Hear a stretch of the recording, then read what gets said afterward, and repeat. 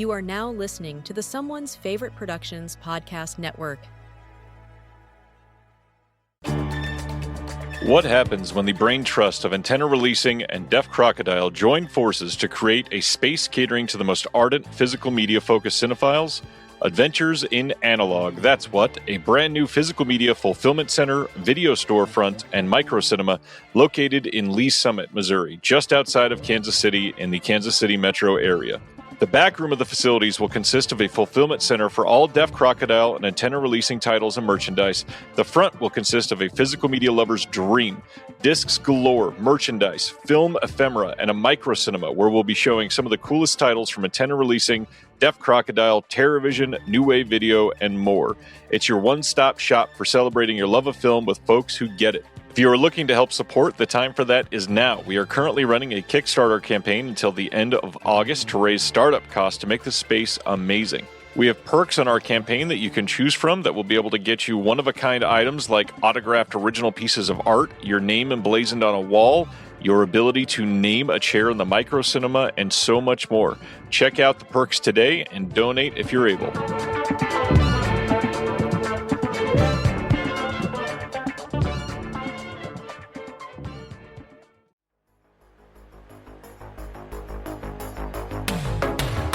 Do you love horror movies? Then welcome to Frightmares, a proud member of the Someone's Favorite Productions podcast network.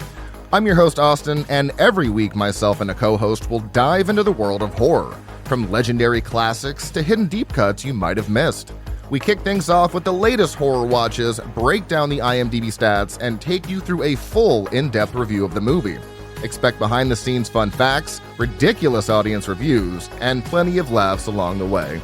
New episodes drop every Wednesday at 6 a.m., so join us on our exploration of the genre one movie at a time, and always remember to stay spooky. This is Frightmares.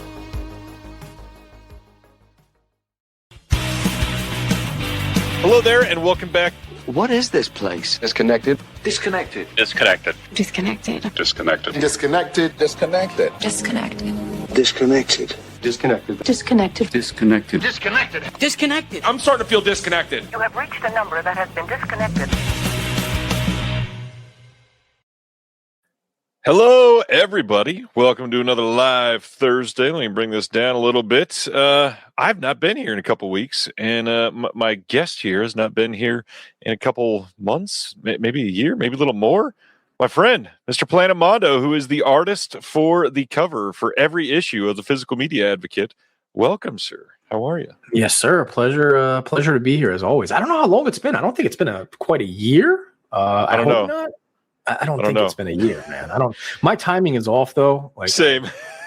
Yeah, my timing is awful. A lot of times, like I recently started seeing my ex again, and I was like, yeah, we broke up like 4 years ago, and she's like, no, we didn't. She was like, that was last accurate.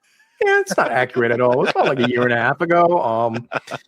Sure, where you get 4 from. So yeah, my timing is completely off. So I could have been here 3 years ago for all I know. I don't know. It could be. I'm honestly not entirely sure. It's been a busy time, and so everything is a blur for me, including the fact that I wasn't here last week, and that's very rare for me. But I was out introducing a screening for one of the Antenna films coming out here in my neck of the woods. We had the director here for a screening. I moderated the Q&A. It was a hell of a night. It was a blast, and I'm going to have to do probably a few more of those coming up soon. So just a fair warning for people, that might happen more and more. But we get to talk about a bunch of stuff tonight, including stay on for our conversation after the announcements, because we get to talk about neon horror. I know you and I have always discussed like A24 horror, and A24 has been discussed a lot on here, but there's kind of this budding rivalry between A24 and Neon, and they've got some great movies too. So we're gonna go deep into that lately, but tell everybody how you make your art, because, man, you have become one of my favorites, especially this month with that Barbarian cover. Yeah, that one's probably one of my favorite ones. So, I mean, I use different mediums for the most part. Obviously, everything that I do for you is digitally through a Wacom tablet. If you don't know what they are, it's these things. So this is where the magic is done. Pretty much on this, but I can do pretty much any medium. So painting, I mean, you've seen some of my paintings, hand drawings, sculpting, anything that I can create, I try to explore in that medium. So obviously grew up with pen and a pencil. So that's what I'm most comfortable with. But in 2026, this is the equivalent of a pen and a pencil nowadays. So Yeah. this is what I use, and it honestly saves a lot of money, saves a lot of time, because you can buy brushes nowadays. There's so many things that are available now that just saves hours and hours of what I used to do, like freehanding, I can do in 3 minutes now. So, with different airbrushes that we can use or filter brushes that you can use. And honestly, the cost, like art supplies are insanely expensive nowadays. Yeah. So if you're hand drawing something, well, I guess, color pencils aren't that bad, but paint is insanely expensive. Even paper, honestly, like everything's going up. So, Yeah. I mean, at this point, man, I'm paying like $3 an avocado. So that shouldn't be a surprise to anyone, but food has been a talk of the house this last week, man. It cost everywhere crazy, and just we had to call an electrician out and take our car to the dealership this week. And I don't have a regular paying job anymore. Not that you know what that's like at all, but it's been a rough week, and finding out that the dealership is going to charge almost $4,000 for a couple things that we weren't expecting. Oh boy, that's a fun thing to overcome out of nowhere. Yeah, I've had some electrical issues myself. So I had to get that fixed because my upstairs had no lights. So I just got that recently fixed. That was a pain in the ass. Got to get a new water heater. So I feel you, man. Not a fun time, especially with, the holidays coming up in a few months. It's going to be brutal, but, I'm proud of you though, man, making that move. It's the exact same thing I did many years ago. I quit my day job, and I had a good salary paying job, and I just quit it. And I said, fuck it, I'm just going to do art. Yeah. And I pretty much starved myself for like a year and a half. I was traveling to wrestling shows in my car, carrying around tables in my trunk, sleeping under the Brooklyn Bridge, not to pay for hotels. So I've been there, man. I've been on the road. I've traveled to many different cities and states, done all kinds of conventions, from Comic-Cons to the wrestling ones. If there's any wrestling fans in here, I was very much involved with wrestling for many, many years, where I did a lot of merchandise that you might even recognize, posters for wrestling shows, and did some wrestling shows myself, some conventions. So I would bring in wrestlers, and I kind of became a carny. I kind of became a circus act where I was like traveling from city and state to state. And then after COVID, man, it kind of shut shit down, and I dealt with a pretty big lawsuit with Jim Cornette. Which some of you may know, he used to be a big time manager. And we did win that lawsuit, to be fair. So, it was all good, but yeah, a lot of stuff happened back to back that soured me on wrestling. And I just went back to a regular 9 to 5, and I'm miserable again. So I respect you for doing that, because I was very much happier when I was making less money. Speaking of being a carnival barker, I was working at the Severin booth for a convention this last weekend. It's the first one of those I've ever worked at, and man, it's a different world. Being on your feet for 3 days in a row and negotiating with people and selling the shit out of Jess Franco titles is a completely different world. Yeah, and that's literally what I used to do, man. Every weekend, I would set up these booths. And we would carnival bark, and people would come over and buy posters, and I would have wrestlers at the tables, and they would sign autographs, similar to what you see like in the horror scene, just, wrestling version of it.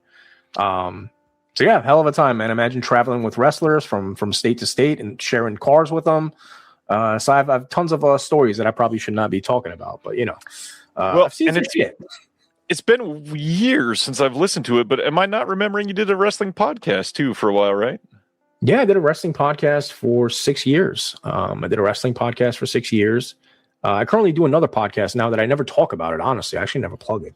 Probably should promote the shit out of it. I didn't know this. It's called Spitball Media, and we basically just do movie reviews. So we covered Obsession last week, and we're covering Hokum next week, I believe. And we also covered Undertones. Other than that, I mean, the show's been around for like 6 years. We've been doing it on YouTube for about 6 years now. Nice. But yeah, it's 3 of us. We basically just do movie reviews, and once a month we react to trailers and kind of do like a catch up for the month. What's getting released, what's coming out, box office numbers, physical media releases, et cetera, et cetera. So I do that show with my guy John Draper. He's a Brooklyn guy. And my guy B Show from Ohio. And nice. Of course, I'm over here in Philadelphia. So, Well, I've not heard you talk about it yet. What'd you think of Undertone? I didn't see that one yet, but I know it's probably closer to up your alley with what you're into. No? I honestly really disliked it, to be honest with you. It's the first A24 horror movie where I was just like, had so much potential, man, and you just didn't do anything with it. And I obviously you haven't seen it, so I don't want to spoil anything. But once you see it, it's very similar to Hereditary in the sense of there is like these, ancient folklores and demons that they could have done so much with, and I know the budget is low. I think there was only like a $500,000 budget for this movie. But I just feel like there was just so much. There was nothing visually paid off for me, and I get it. It was like a audio movie, but visually it gave me literally nothing. Like there was no violence. There was no gore, which is fine with me, but give me something else to substitute that. And I just didn't get it. I didn't like the ending.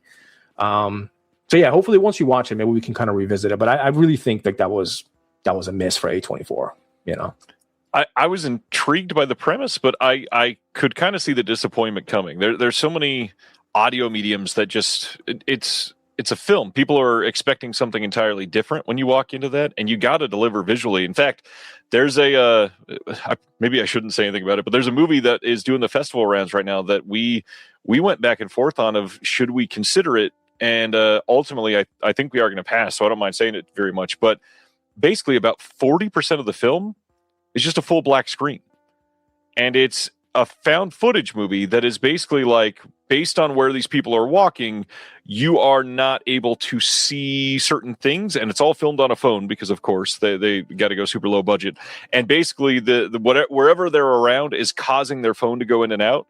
And me, like, I'm not against doing these things that are like challenging the normal medium, but being gone for literally a black screen and just listening to people talk for 40% of the movie, that's a lot to lose. Which I get it. I mean, I saw Skinamarink. I'm not fully against stuff like that, but I don't know. I could see it being kind of like Skinamarink, where like half the people watch it go, man, this is scary shit. The other half going, why did I go see that in a theater? It was a vertical video with black screen for most of the time.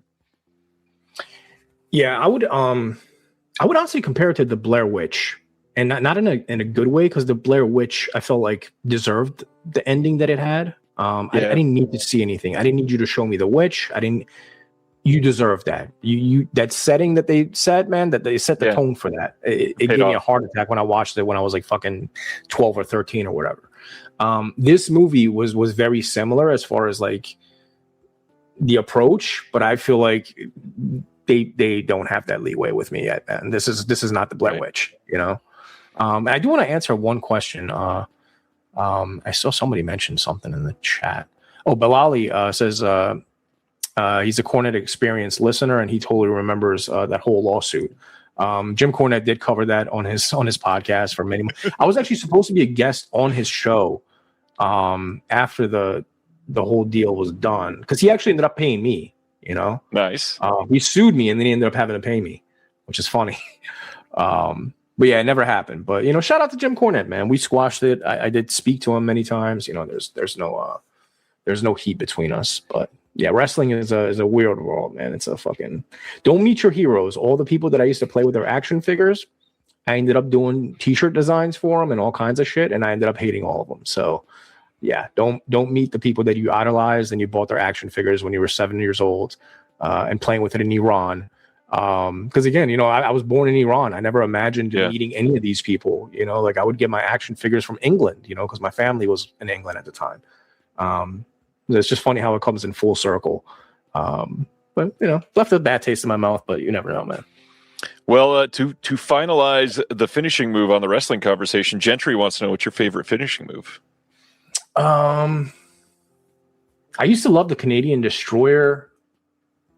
I'd probably say that one. The Tombstone is obviously a classic, but I just feel like, you know what? I'll go with the classic. I'll go with the DDT. I think the DDT, Jake the Snake Roberts, really just like perfected that, and that was an actual finishing move for like decades until they just started doing it 2 minutes into the match where it lost its value. But I think the DDT was very, very strong for decades. So I would say the DDT, honestly. Nice. Good choice. I think the last time you were on the show, we covered surrealism films. And I got to ask, because it's a really obvious question. Umbrella just announced this giant Jodorowsky set. Are you going to be picking up that box? I am 100% going to be picking it up. I already have the Arrow set, the Blu-ray that they put out. But, dude, like I have a huge obsession with the Holy Mountain. Like no movie has really had that type of impact on me. It's just such a creative movie, and I don't even know what it's still about, honestly. Like I still can't even explain to you like what the fuck happens in the movie. But it's like a journey. Like I've never taken a journey like that in a movie. You know what I mean? Where I felt like I was on an acid trip, and I was like coming down and I just had a trip and I'm just trying to interpret what just happened to me in my life. And Jodorowsky's special, man. I know it's $250. And I wonder who's going to do that in America, like Region 1. I don't like Criterion. The fact that they don't have any Jodorowsky in their collection, like that's baffling to me. Like there has to be. I'm sure they've reached out, right? Like there's no way Criterion hasn't thought about putting out the Holy Mountain and for at least the big three, I'd imagine. Yeah, Santa Sangre, like those three. I mean, Santa Sangre is through Severin now, so I don't think they would be able to do that. But at least Holy Mountain and El Topo, like those two. I mean, Yeah. Are you gonna grab it? Are you getting it?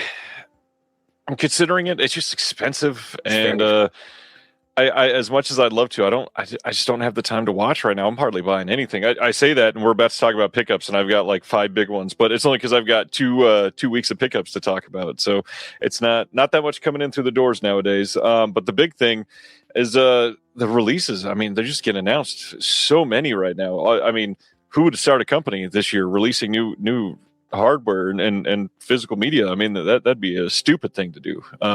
Anyways, here we are though. There's no going back now, man. You're gonna. Yeah, obviously, kidding. I've got my first titles coming out in November of this year. Pretty much locked in at this place. So I'm just excited to see what we keep getting. Let's talk about it. What have you been picking up recently? So honestly, it was mostly my Vinegar Syndrome that came in. So I'll save that for last. I'll kind of go through the other stuff that I've picked up. Most I haven't opened because like they came in, and honestly, I just haven't even watched anything for like the last month. So I got Lionheart came in from MVD. Nice. I do like how they have like the covers are kind of similar. But it's also annoying because I bought the 88 Films version of Double Impact. I think it was. They put out Double Impact, right? I think so. Yeah. So that one I'm gonna not double dip, although they put out similar covers. I probably should have just stuck to the Region 1 so it could match with the rest of them. But Lionheart, did you grab this one? Nice. I think I've got the Blu-ray still on that one, so I've not decided to upgrade on that one.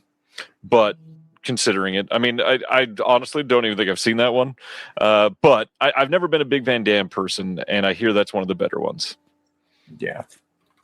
I got Barbarian, of course, on Steelbook. I thought this was going to sell out like immediately. I was actually shocked that I was even able to purchase this through. Oh, yeah. And it's still available today, by the way. Yeah, that's what I'm saying. I'm shocked that it's not sold out yet. So that's a beautiful thing. So go pick it up if you can. Obsession, I recently picked up. The 4K was sold out. I just said, fuck it. I'm just buying the Blu-ray.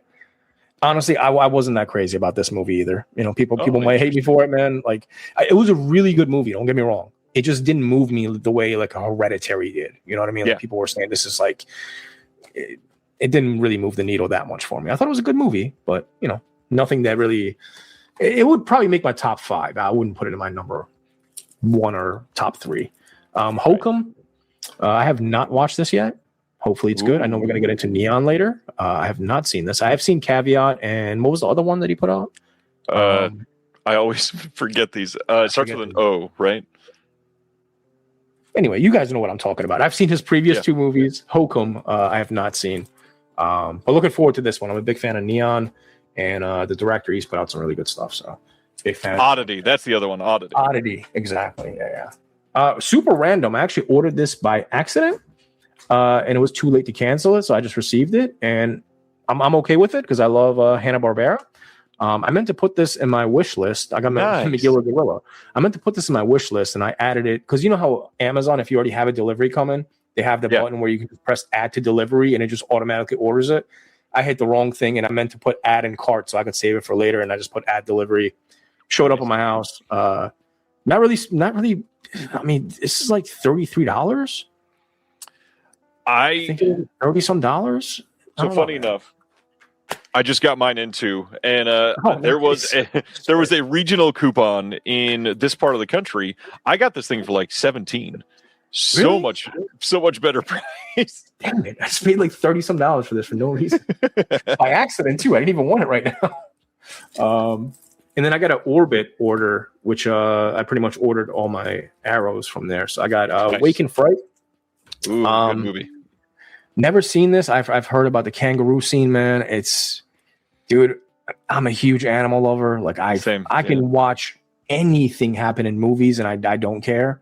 Animal stuff, especially when it's real.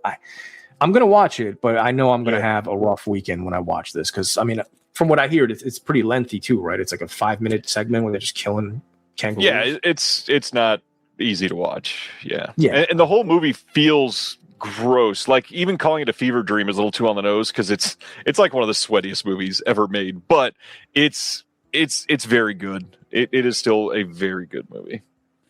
It's funny you called it a sweaty movie. Usually I'm used to like sexploitation movies being described like it's a sweaty ass movie. Like, oh, this? No, it's just a bunch of bloated drunks walking. Let's cover. You want these sweaty? Yeah.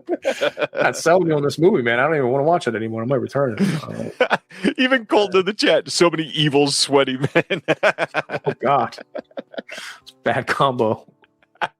Got Falling Down. Obviously, I've seen this. Love this movie. Glad it got 4K edition.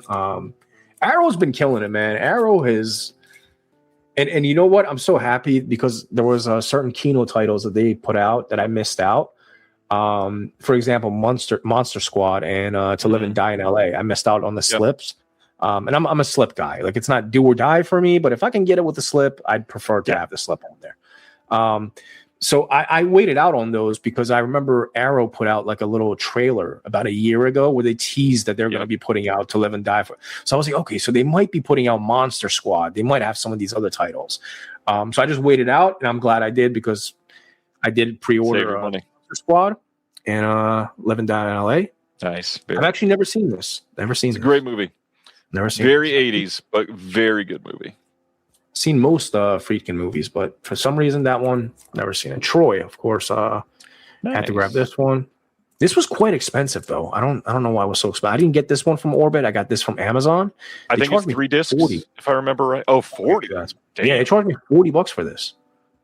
Yeah, I think this one's got one of those Arrow cases where the 3rd disc is going away in the standard, and so you get this one, and you're getting a bonus disc. And then I do have a little bit of Vinegar Syndrome stuff, but before that, I also got these from Orbit. I got Alpha, which is another neon film. It's from the Curzon collection. I don't think this got a Region A, did it? Not. It's getting a BDR, or it just released, I think, from Decal. Yeah. Very similar slips to the Vinegar Syndrome ones. Like the quality is very similar. Yeah. They've improved a lot. And also Taxidermia. Never seen this movie, but I know it's one of those disturbing kind of films. And I have a disturbing movie collection, so I figured I'd grab it. Also very similar to the Vinegar Syndrome slips, and it feels different. It just, I don't know, it feels like... It looks textured. Yeah, it is. Like, I don't even know how to explain it. It's very soft. It almost like feels matte.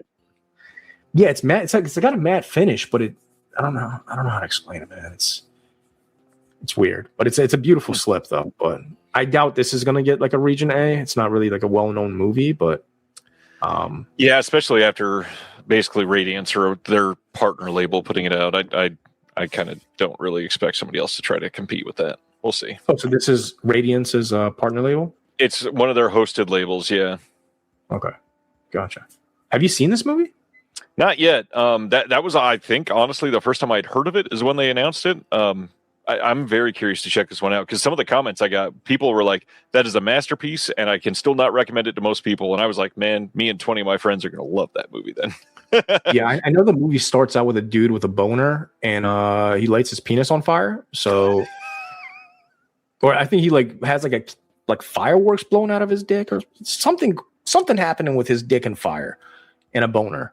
So That's Maybe within the it's a first movie. 2 minutes of the movies, just to let you know what you're signing up for. So, like, if you like that, Taxidermia, go check that out.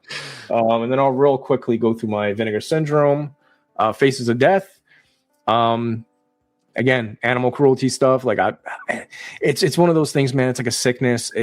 I checked out Faces of Death when I was a teenager. I feel like I have to own it, but like realistically, I'm probably never going to revisit these because like I just don't need to. But I feel like I need to own it because I'm one of those guys. I don't know how to explain it. Mark of the Devil. This was pretty cheap, and I figured it was a good time to buy this. Good movie. Good movie. Really good movie. So yeah, big fan of this one. Good transfer too. This was a disappointment. Layla and the Wolves. Have you heard of this? I've not seen this one. No. I think it was a movie about Palestinian women. And honestly, it was pretty boring. Like I watched this, it was pretty boring. There was not much happening in it. It's very artsy, which I'm okay with. I like the art house movies. There just wasn't enough substance. Like I didn't really understand. But it's got a beautiful slip. It's pretty nice. I just think they should have done more with this. Especially again, me being Middle Eastern, like I want to. Right. I have a little bit of insight as far as what goes on over there, so I feel like they could have dug a little deeper. I had to buy the Sabu documentary. Sabu was probably one of the closest people I was to in wrestling. I love Sabu. Traveled with this man many times. Hosted him on my table at conventions. I have great memories with Sabu. So I love this guy. Rest in peace. He was a great man. Great man. So I had to buy this. And I wish I could have illustrated this one because Sabu would have much rather have me illustrate it than they did a great job. Don't get me wrong. The artist did an amazing job, but just personally knowing Sabu, that was my guy, man. So I've heard it's a good doc too. Yeah, I got to check it out. I've actually seen a portion of it because Rob Van Dam did it, and I bought it like digitally before it was released. So I've seen a good portion of it. I just haven't seen the physical release yet. Missed out on the original. Oh, is this terrible? It's not a great movie, no. Yeah. I don't know, man. I own all the other ones. I felt like, I just can't leave this one hanging. It's got the word Amityville. Right? It is, yeah. I prefer this slip over the original one, though. I love the color scheme on this. It is a better slip. It's got a beautiful slip on there. So, we got somebody asking, who is the one that released Layla and the Wolves? Was that Watermelon? Let's see. Several Futures. Oh yeah, Several Futures. Yeah, I don't think I have anything from them yet. Yeah, I believe this is the only title I have from them as well. I bought this because I was confused. I thought this was the OG Reefer Madness, and it is not. It's not at all. Yeah, but I'm a big fan of Dark Star. They usually put out pretty decent stuff. I own a decent amount of their titles, probably own like 10, 15 titles from them. And I've watched most of them. Never really been disappointed by their stuff. So haven't checked this out yet, but I've realized it's not the OG. I was like, oh shit, I definitely. Yet it's also very, very good. Is it? Oh, well, that's good. Yeah, it's quite enjoyable. Recently watched this one. This it's okay. It's pretty boring. I feel like they could have gone a little dirtier. Queen of Hollywood Boulevard. Yeah, I'd heard that from a couple others. Yeah, I wish I felt like this was going to be like an old school like exploitation movie, and it's kind of just not. And they could have gone there, like I feel like they should have shown at least another like 25 nipples in this movie, and they just did not. You might get like 2. And they're not worth it. And I'm not a big fan of this slip either, to be honest with you. Yeah, I get that. Looks like they're leaning into it too. Don't know anything about this one. I bought this for super, super cheap. I think it was on their sale for like a couple bucks, like, I don't know, $10 maybe. Take Me Somewhere Nice. Seems like one of those like A24, just like, I don't know, relationship journey movies. But I don't know. I just bought it for the sake of buying it. This one, this is a bunch of several different female directors that I still need to see this. And the subject matter is abortion. So it's almost think of like the ABCs of death, but with abortion. So it's pretty cool though. It's a premature death. It's pretty cool. This movie, I was so hype on this movie, man. Solvent. I watched the trailer for this, and the trailer looks incredible. And it felt like what was that other weird artsy movie? I'm never gonna remember the name.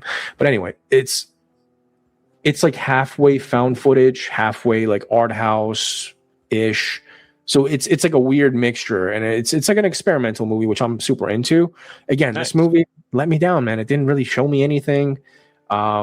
Kind of like skin in a rink in a way. There's obviously a lot more happening in this. There's talking, there's like sequences.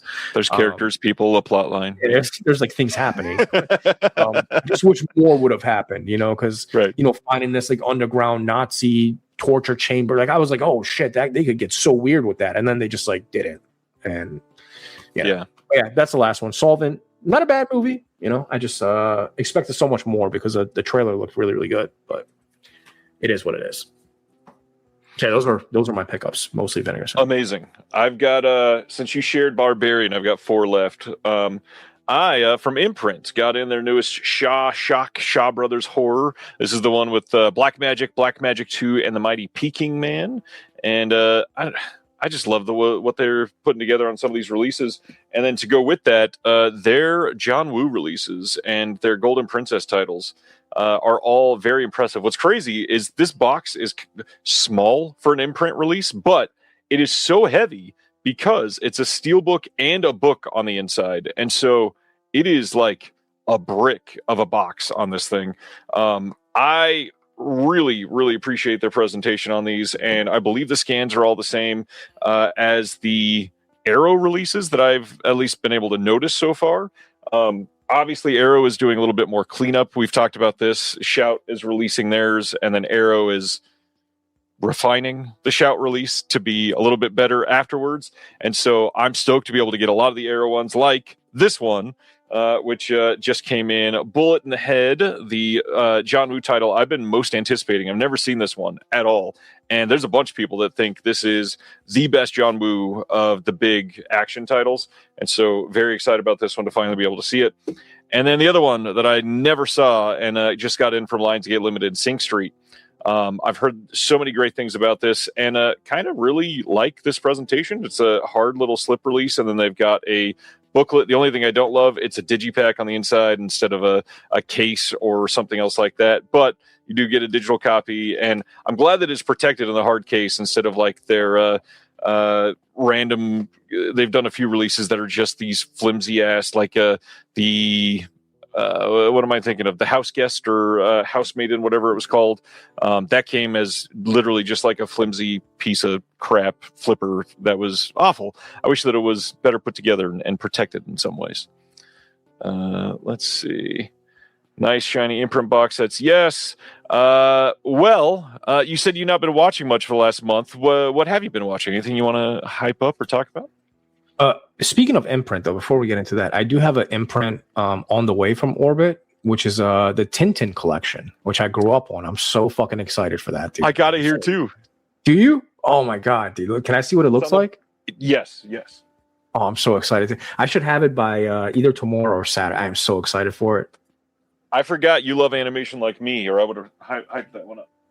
You know what I'm waiting for? I missed out, and this is hands down my favorite cartoon growing up. I have the biggest soft spot for the Pink Panther, and I missed out on the Kino Lorber. Oh, dude, that's gonna be gorgeous. Hell yeah. Big box set. And then the one that they released with it, Blake and Mortimer. I'd never seen this, and this is supposed to be great too. Is it similar style animation? Is it like very similar style animation. Yeah. Here, I'll take this off. I should have picked that up too. I didn't know about that one. Damn. I got to pick up the comic books too, the Tintin comic books. I had them growing up as a kid, and I saw that they have like a nice box set edition of it now. Oh shit! We can get all of them. Yeah, you can get all of them for like $110. I think all comics. Jesus. Oh, nice. I got to look into this anime. I'm not familiar with this one. It's very British, I believe. Is it like a mystery? Yeah, it's very noirish. Yeah. Curious. I got to look into that. Yeah, it came out on the same day. And then this one, let's see what it says. Join Captain Francis Blake of MI5 and his friend Professor Philip Mortimer as they fight their sworn nemesis, Colonel Ulrich, and the forces of global villainy across stories of espionage, ancient mysteries, and rogue science. Do you know what it's from? Is it like from the 60s, 70s? It is. I'm assuming probably 60s, right? Normally, like- they've got the dates on the side. Let me see if it's on the back of this. Yeah, I got to look into it, man, because 97. what? 1997. I was expecting like 60s and 70s, man. 97? And man, look at this. Yeah, it's beautiful. Yeah, I got to look into this box set now. I'm so happy that we get the 1010 though, because the last release was like a DVD that I had to import from somewhere in Europe. I don't even know which one. Maybe it was from Spain or something. I don't even know. So I'm glad they're finally getting a Blu-ray treatment. The next one is I missed out on the Pink Panther box set from Kino Lorber, and I saw it's going up for like $600-700 on eBay, and I'm like, dude, like what? Like $600? It needs a re-release so bad. Holy shit, dude! $600 for Pink Panther? You out of your mind? Like, what? So I guess Wicked Vision has announced that they're working on something. Ooh. Yeah, look it up. They're putting out the whole complete collection of Pink Panther. So I'm just gonna wait out on that one. But dude, that's the last animation that I really need is like, and I do have the whole collection on DVD, but I need it on Blu-ray. Like I want it to look as good as possible. But Pink Panther, man, that's I'm a do or die Pink Panther fan. If I can sell my box set for $600, I might need to. Dude, go on eBay. Look at the prices, dude. They range from $400 to $600. Yeah. Yeah. Crazy. Okay, so yeah, what have you been watching? Honestly, the only thing I've probably watched in the last couple of weeks is Obsession and Undertone. I watched The Backrooms, which I love. That's my favorite movie of the year. Ooh, interesting. I adored that movie. I thought it was phenomenal. I hope I know they're probably going to make a sequel. I do hope that we get the bacteria guy, the robot creature, whatever the hell it is. I do want to see that entity like incorporated into the movie because it that thing, it just creeps me out, man. Just the unknown of whatever the hell that is. Like I need more of that in my life. So, but yeah, that was probably my favorite. Obsession was a bit of a letdown. Didn't like Undertone at all. Trying to think anything else that I watched recently. I really haven't watched much. Yeah, what have you watched? I'll try to look at my shelf and see if there's anything else that I watched recently. Very little that I can talk about. I did want to highlight this for you. The man who created Blake and Mortimer used to work for EJ, the creator of Tintin. He drew most of the vehicles for Tintin, so they're going to be similar style. Nice. Well, that even sells me on it even more, man. That's awesome. So, what have I watched? The big thing is last week, like I said, we did a screening of our film Dead Media that Antenna is releasing in theaters right now. It's been winding its way across the U.S. on a big, long tour. Played here in Kansas City, took all my kids and wife and had a bunch of friends show up, and it was a great night. Went over well with everybody. It was a blast. Other than that, we watched a couple of things with the family. Earlier today, we watched Over the Hedge. I showed my kids. What did we show them? We showed them some sort of movie, and I'm forgetting right now. Everything that I've logged in Letterboxd is really old because I can't log most of what I've been watching recently. So I will just let it go there and say, watch more movies. I definitely need to. So much. I forgot Solvent too. I watched this one too. I forgot about that. Nice. People should check it out. I'm curious to see like other people's opinions on this. So Ryan, if you get a chance, I don't know if it's streaming anywhere, but give this a shot. I'm curious to see other people's perspectives because I feel like it's going to be one of those movies that divides people where some people really like it. And I probably fall in the category of, I feel like it should have done more, but I can see it being like, cult hit. Is that Shudder that put that out no, that was a Film Movement, I think, right? No. Yeah. Film Movement. Yeah. Yep. All right. Yeah. So it's probably streaming somewhere. A lot of their stuff is up on digital usually. I like Film Movement a lot too. I've been picking up a lot of their stuff. Yeah. Honestly, dude, I find myself buying more partner labels than Vinegar Syndrome nowadays. Like, I don't really pick up that much Vinegar Syndrome anymore. I did pick up that Faces of Death 3 because I know it was going to sell out because They only made 3,000. Why are they doing that, by the way? Why 3,300? Like the first one was 6,666. Like I get it. Okay, you're trying to be cute with the devil thing. Why 3,330? Like that's the most random half of that. What does that symbolize? I don't even understand. And then sold out immediately. So yeah, and then the other people that bought the first one now can't complete the collection, right. And they're going to put out a box set, and then it's going to piss everybody off because they're going to like, well, fuck. If I knew you were going to put out a box set, everybody would have just waited. Yeah. So I don't know. I don't know what the thought process, but they're 100% gonna do a box set. There's no way they're just doing 3K of the sequels and that's it. You know. It would not surprise me in any way. My big question, I'm very curious to see if they're going to do more than these first 3. If they come out and put out 4, that would be a surprise at this point because it's not good. I mean, I'm assuming they're going to do the 5, right? Like that's what I thought they were going to do the first 5 and. Possibly, if I remember right, the rights have always been different. The first 3 are usually like through one producer, and then the others are through another. But who knows? The VS has done weirder things, so we'll see. Plus, I got that Walmart DVD release that had all 5 of them on there. So I'm assuming there's obviously some ways to get around the rights. So I expect them to put out the first 5. I don't. Although I'm cool with just 3. I don't need more than 3 Faces of Death on my shelves, dude. Like I'm fine with that. That's okay. You know, I didn't even need 1 to be honest. I haven't seen the first one in ages at this point, but I certainly need to. All right. Well, like I said, stay tuned for after the announcements. We're going to talk about neon horror, and I've got some interesting takes, so I'm very curious to see how you feel about some of these, especially now that I hear that you've not seen Hokum, because that is, spoiler. I'm going to talk about it tonight because I think it's up there and what they've done. Can I mention one more thing before we get into the announcements? By all means. So, you know, a lot of times, like, I have to question myself. So, for example, like Salo, I bought it on DVD, then it came out on Blu-ray. I was like, okay, I'll upgrade. It didn't bother me that much. I'll upgrade that. And now it's getting this like beautiful Wicked Vision, fucking gigantic box set. And now I'm sitting here, I'm like, damn, do I really need like 3 versions of Salo sitting on my shelf, like proudly? And again, I'm a bachelor, dude. This is my living room. I have Salo in my living room. You know what I mean? Like, this is.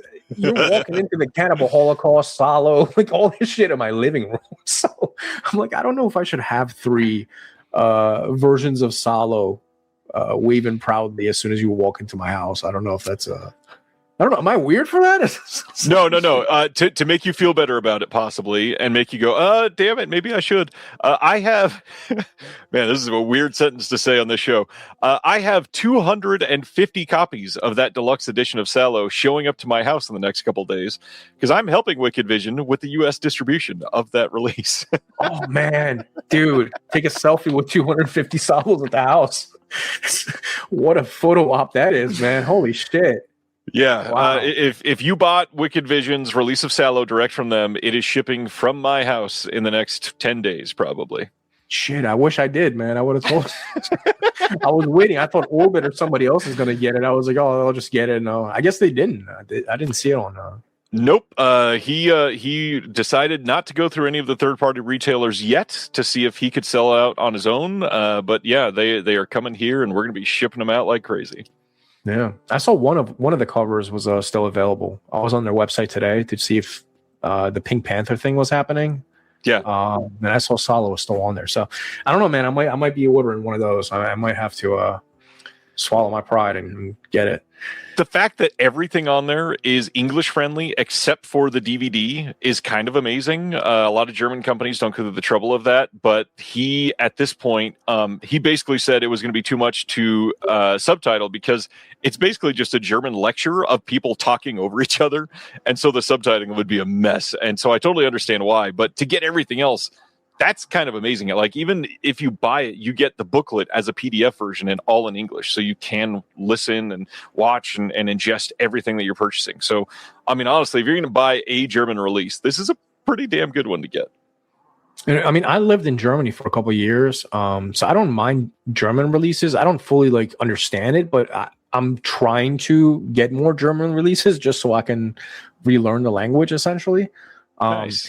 Also, another reason why I would probably get the Wicked Vision one is because, like, you imagine if I'm assuming Criterion's probably going to get the 4K again. Most definitely.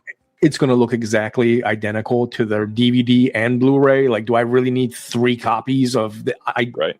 They look identical next to each other. So, I mean, I would probably rather get the Wicked Vision one than. Well, and not to mention, it's a film that demands a lot of political context. And the Criterion one, it's not a bad release, not taking that away at all, but it's got like 8% of what the Wicked Vision version has.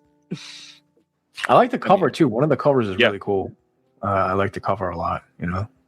Kind of like got a avant-garde style going. Yeah. So. Like they did pretty well with it, I think. You ready to talk about K-pop Demon Hunters? Don't know shit about it. Release tonight. We get to talk about Criterion on November 3rd, putting out 4K, Blu-ray, and DVD releases of K-pop Demon Hunters on November 3rd. This is big. Obviously, we'd announced this earlier this year. We were just waiting for this to be available with a release date. It's been pre-orderable on Amazon for like 4.5 months, which is really weird. There was no release date on that, but now we know November 3rd.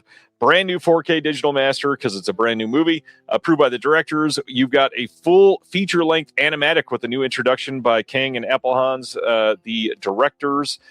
We've got a new making of documentary, 2 visual essays by Taylor Ramos and Tony Zhao, who does Every Frame of Painting, which most of you watching this have probably watched a visual essay or 27 on their channel.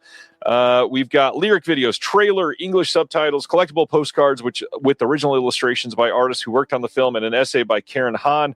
New cover by Amy Thompson. I gotta be honest, I've seen the movie. It's pretty fantastic. I'm so stoked that Criterion is getting this. This is most likely going to be one of the best selling Criterion releases ever in history. With how big this movie is, this is going to be big for them for sure. Yeah, obviously I've heard of the movie a million times, just following movie sites and all that, but yeah, I don't know anything about it, man. I like old school animation. Like, I just haven't watched any animated movies in probably 30 years. You know, like, I like the old school hand drawn stuff, like super old Disney, like Jungle Book type of things, you know? Even like the new Spider-Man stuff. Like, I mean, I'm not a Marvel guy, period. I hate all Marvel movies, to be honest with you. But like, I watched the trailer for Spider-Man, the animated one. And I was like, oh, that looks cool. They're using like different styles and all that, but didn't motivate me enough to watch it. But not too familiar with this one, but I do like the cover though. That cover's cool. The animation is very classic anime style, at least. It's really well animated for being modern style animation, but I can totally see the people who are turned off by it. It's a fun story. It's a very trope-driven story, very much a lot of the beats that you would expect to see from it, but this is kind of incredible, and cannot wait to have a copy of it, because we certainly need one. Next up from Criterion, November 3rd, 4K and Blu-ray release of Harold and Maude coming back to the collection. This is going to have, I believe, all of the same extras that have been available for this previously. Have you seen Harold and Maude?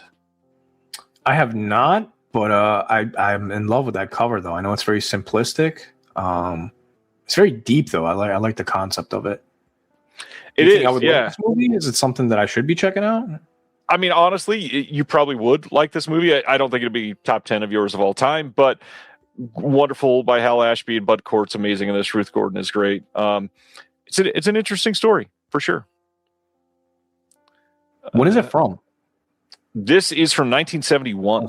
71. Okay. Yeah.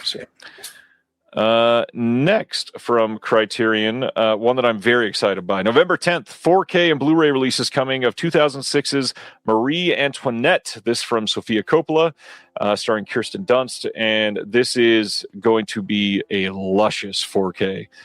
Cannot wait to see what this looks like on disc. Brand new 4K digital restoration, all approved by Sofia Coppola, of course.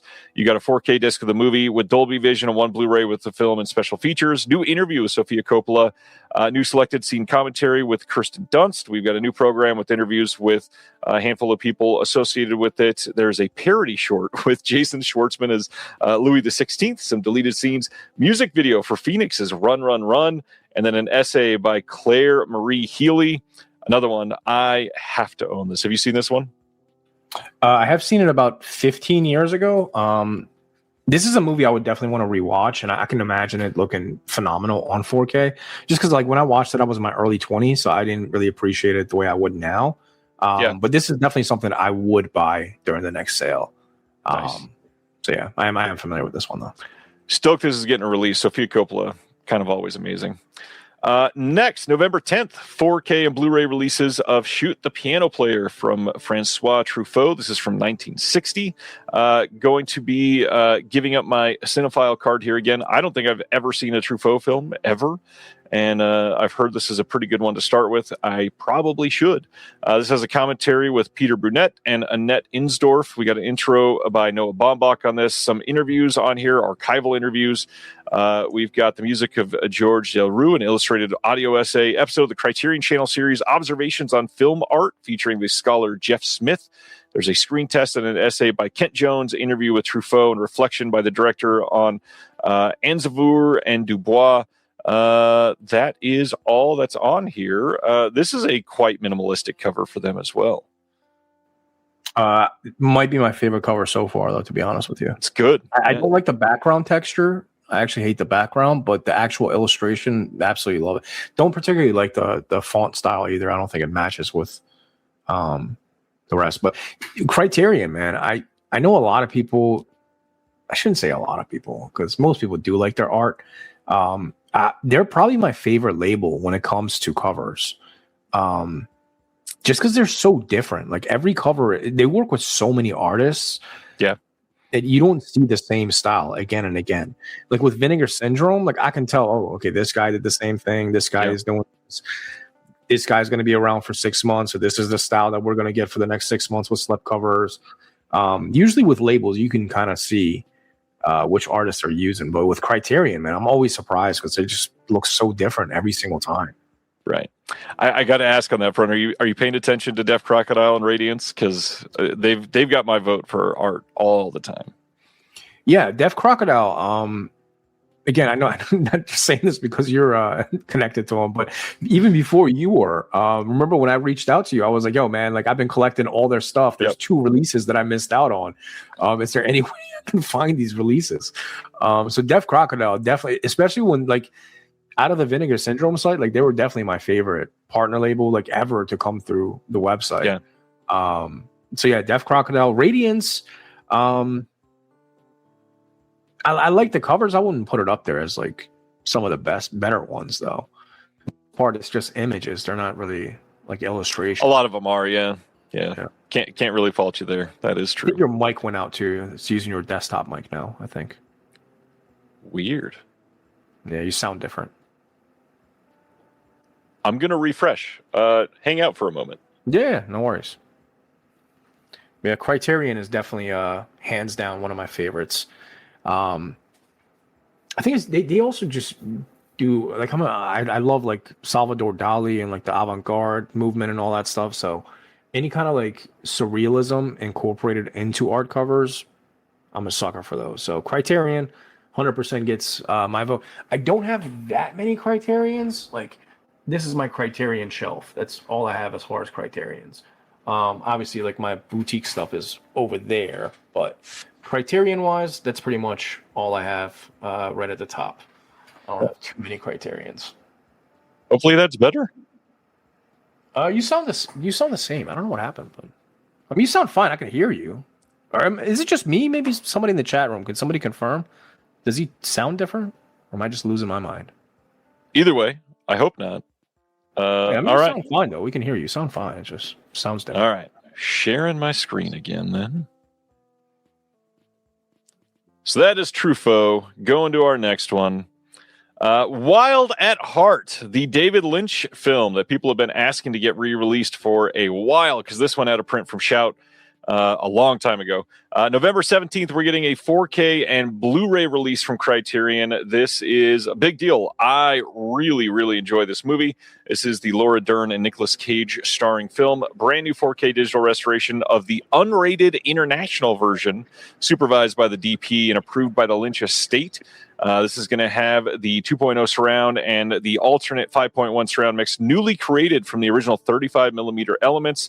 That's pretty damn cool. New intro by film programmer and critic Dennis Lim. some archival docs featuring interviews with a whole bunch of individuals related to the film, some other cast members, some other filmmakers, members of the cast and crew that we don't get to hear about often, deleted scenes and outtakes with a new 5.1 surround mix, readings from The Room to Dream, a 2018 book co-authored by Lynch and critic Christine McKenna, segments from a 1988 episode of Cinema. We've got a music video directed by Lynch for Chris Isaac's Wicked Game, and an excerpted interview with Lynch from filmmaker and writer Chris Rodley's book, Lynch on Lynch, and a new introduction by Rodley. There's so much on here. There are rumors, I will state, that there is a David Lynch box set coming from Criterion eventually. Would not necessarily surprise me. They've released most of them at this point, and it seems they retain the rights to most of them.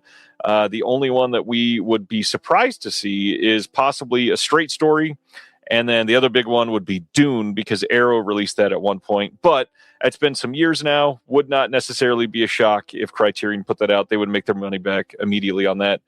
How do you feel about Wild at Heart? So I just found out apparently it's just me and I have a hearing issue. So I don't know. Maybe. Oh, cool. Maybe we're discovering new things. I'm finding things out about myself.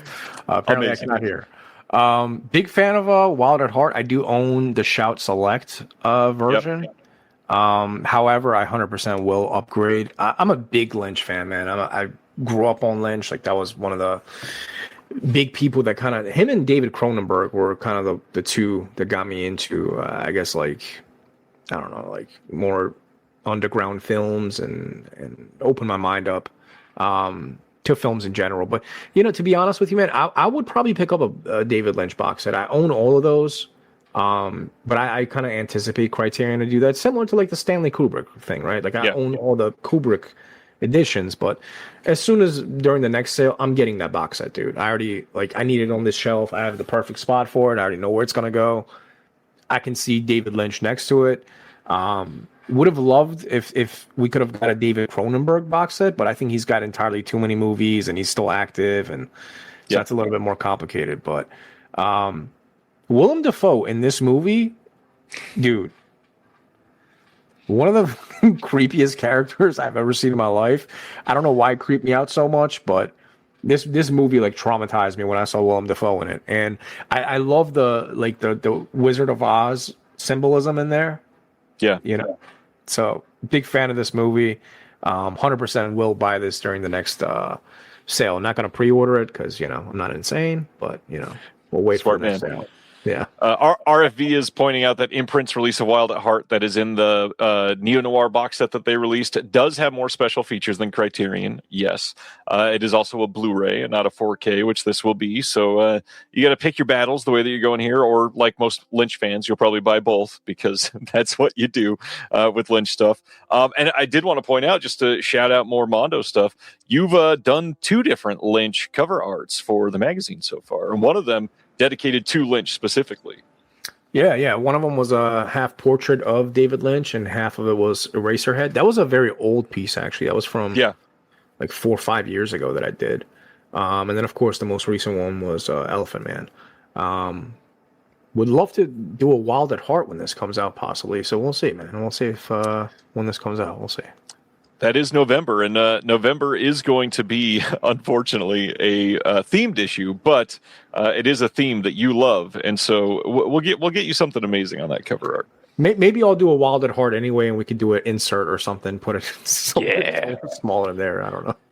Perfect. I'm just trying to find a reason to do a Wild at Heart art. Please. You know? Now I'm dying to see it. Well, and I mean, Dafoe, you brought him up already. Willem Dafoe in the 80s and 90s was so unhinged. Like, he's still an amazing actor, obviously, but his character work in the 80s and 90s is wild. Some of the stuff, I mean, God, Streets of Fire, the Bigelow film that he did, I'm not remembering the title of it. Arrow put it out years ago, the motorcycle movie. I know what you're talking about. He is wild in those early films that he did. What was it called? Yeah, I don't know, man. I forget what it's called, but dude, Willem Dafoe, I would argue that he's probably top 3 of all time for me. I would confidently say he's probably my top 3. He's just got such a wide range, man. I can't name anybody else I mean, he's worked with every single Literally. director that I like from Cronenberg to like you name it, he's worked with them. To today, Robert Egger, like everybody, he's worked with everybody. I'm a huge fan, man. Willem Dafoe, I hope he lives another fucking 50 years. We need as many movies out of this guy as possible. There's so many movies that I've missed out on too, like that Van Gogh movie he did. I really want to see that one. What was that other movie he did a couple of years ago where he's like lost? He's like stuck in the apartment, or stuck in a museum or something. I don't know. He's stuck somewhere. Yes. Or a gallery, maybe. Yeah, I know what you're talking about. I've not seen it, and so I'm not going to remember the name of it. But man, it looked great. I definitely need to see that one. The Love List. That was the title of the one that we were thinking about. I got to check it out, man. And then, Stan's bringing up The Lighthouse. He is incredible in The Lighthouse. Absolutely wild. Yeah, dude. That carried the movie, man. Him and, well, both of them. I don't want to just credit him. But one of my favorite. Inside. That's the name of it. Inside. Yeah. Yep. Thanks, ZPam. Next, from Criterion, Shadows of Forgotten Ancestors, coming on November 17th on 4K and Blu-ray. This is from 1965, and this is by Sergei Parayanov. This is a towering achievement of world cinema. Parayanov's modernist landmark fuses folkloric traditions, animistic mysticism, and hallucinatory visual invention. Adapted from a 1911 novella by Ukrainian writer Mikhailo Kotsabinski. That's probably the wrong way to say that. This follows Ivanko, a young Hutzul peasant who experiences both the depths of grief and glimmers of hope as he attempts to move beyond his first love, Marishka. Steeped in the earthy atmosphere of the Carpathian Mountains and featuring kinetic, radiantly colorful cinematography by Yuri Ilyenko and a collage-like experimental soundtrack, this film is a singular mythopoeic work of art. This thing is going to have on here. We've got a new audio commentary by Joshua First, a new commentary by Criterion, which is always great to see. New intro by the Film Foundation's World Cinema Project founder, Martin Scorsese, new filmmaker. Hopefully he goes up there and makes a good career out of himself. New interview with the actor, Lariska Kodishnova. Feature documentary by Ali Kamrayov, experimental short film by a Vartaneyev about director Parayanov's son, a essay by Carmen Gray. Man, the names on this were rough. I've heard nothing but great things about this, and I need to see this one. Is this the type of movie that you're into? Absolutely. I have never seen it, but when I read the synopsis, I watched the trailer, and I was like, dude, I'm buying this like as soon as it comes out. I love these type of movies. So I'm glad they're putting it out because I'd heard of it, but I'd never really like seen it. Like I'd seen it on these lists. Yeah, I never watched the trailer or seen any visuals from it. But once I saw the trailer, I was like, dude, I'm sold. I need this in my collection. I agree. Next, the one I am probably, well, I can't even say because November is a terribly great month from Criterion. I was super excited to see this get announced from them. November 24th, 4K and Blu-ray coming of The Right Stuff from 1983. This is a hell of a release. Philip Kaufman directs the shit out of this movie, and it's just special. It's one of those space movies that is inspiring. Absolutely love it. Sam Shepard in this is great. New 4K digital restoration approved by the DP. We've got archival interview with director Philip Kaufman from the Academy Film Archives Visual History Program. New program on the film's visual effects, sound design, and editing. Some archival programs, Realizing the Right Stuff, T minus 20 years and counting, and The Real Men with the Right Stuff. Selected scene commentaries with Kaufman and members of the cast and crew. Essay by Michael Sregow and The Right Stuff. Have you seen this one? I saw it as a kid. Don't quite remember much from it, so I would have to revisit this. But I've seen it when I was like a kid. Yeah, this one is big for me. This and a couple other space movies were always just like the awe-inspiring, and I love that. Earlier today, my 11-year-old decided to watch For All Mankind, and I'm like, man, I did some things right if he's choosing to put that on. That's amazing. So yeah, good timing. That 4K, man. I still got to grab that. That 4K is wild. I bet. And then finally from them this month, November 10th, we are getting a Blu-ray and DVD from the Criterion Premieres line of Blue Heron, which I've heard is just astonishing. Everybody seems to love this movie. Definitely need to see this. It is going to have the Meet the Filmmakers featurette that they always have, but also we've got a short film from 2020 called Still Processing, and then notes by the critic Beatrice Loyosa. And need to see this for sure. Yeah, this one is a blind spot for me. I don't think I've even heard of this one, to be honest with you. It's a brand new movie. That's probably why it just came out last year. Gotcha. And that is Criterion. How do you feel about their month of November overall? It's pretty good. I mean, there's two for sure that I would pick up. But Wild at Heart, that's definitely probably my favorite. That's, because I was waiting for them to announce that. I was like, dude, that's got to be like Criterion's put out everything by Lynch pretty much at this point, so they got to have the rights for the 4K. It's a big deal. I'm glad they got it, and Shout didn't because, Shout is doing some things, but they're really not doing much nowadays. So I don't anticipate them to put out this in 4K. So. Well, and looking at what they announce every month, I don't know that they're going to be announcing much for much longer. I mean, other than the Golden Princess stuff, they don't really have all that much coming. Yeah, Ryan, I used to get I used to pre-order pretty much damn near everything they announced, just because they would sell out of the slips and I would just get annoyed. So I would pre-order Shout all the time and Scream Factory I haven't ordered anything. I think the last thing I got was End of Days, maybe. I don't even know what else they put out since then, really. Whole bunch of steelbooks for stuff that you already have. Exactly. Or maybe it was Nosferatu that I grabbed. One of those titles. Yeah. But it's been months since I've grabbed anything from Shout. Actually, I'm lying. I got the Flintstones steelbook. The Stone book. I had to get that. Love that one. But yeah, I'm not like a big Shout steelbook guy. Definitely not a fan of their steelbooks in particular. I'm not really big on them. I got to be honest, I don't normally like to trash individual artists, but I do not understand what Shout loves about Mexifunk and his designs. The fact that they get him on almost everything is a choice, and considering it's steelbooks, which the whole point of desire should be the art, and it's just this weird borderline AI looking vector art that he always does. I'm not saying he's not talented, but my God, switch it up a little bit, and also they all look the same, and it's not even appealing at that point. Yeah, plus I feel like a lot of them are starting to look even worse. Yeah, like that RoboCop one, I thought it was pretty bad. It was so bad. The teeth. Really? It's not. And again, dude, I like Mexifunk. I like him as a person more than I like him as an artist. To be honest, he's a really cool guy. I've seen him on screen and stuff. He's super dope. And he's done covers that I do enjoy. It's just his style is not particularly my type of. It looks too airbrushed and Yep. I don't know how to explain it. It looks airbrushed, and I can't stand airbrush art, man. It's just not my thing.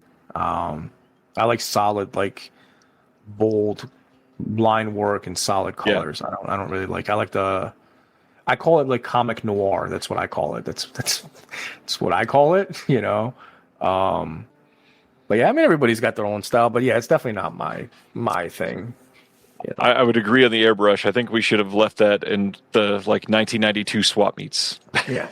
Airbrush, I've never been a fan, man. I didn't like it on clothing. I didn't like it on graphics. I certainly don't like it on steelbooks. So I would say it fit better on Tweety Bird than it does on RoboCop. Exactly. From Kino, we are soon getting a Blu-ray release of the K9 Patrol Pack with K9, K911, and K9 PI. With Jim Belushi. I've never seen any of these. I may have seen the first one. It looks familiar to me. I don't remember it at all. But knowing, this was probably a TNT staple in 1994 at some point. But I didn't know there were 3 movies. But looking at it later, these had been released overseas. So Kino just scooped up the license. We'll be getting a 3-pack of these. Are you dying to pick up Jim Belushi on Blu-ray? Well, you said you didn't know there was 3 of them. I didn't know there was one of them. I've never heard of this before. I didn't know this existed. So probably not. To be honest with you. Makes sense.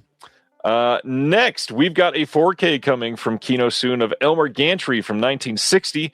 This is starring Burt Lancaster and Gene Simmons, written and directed by Richard Brooks, who did Cat on a Hot Tin Roof and The Professionals. Yeah, I've heard great things about this. Never seen this. Burt Lancaster, pretty much always good. Yeah, very, very curious to check this out.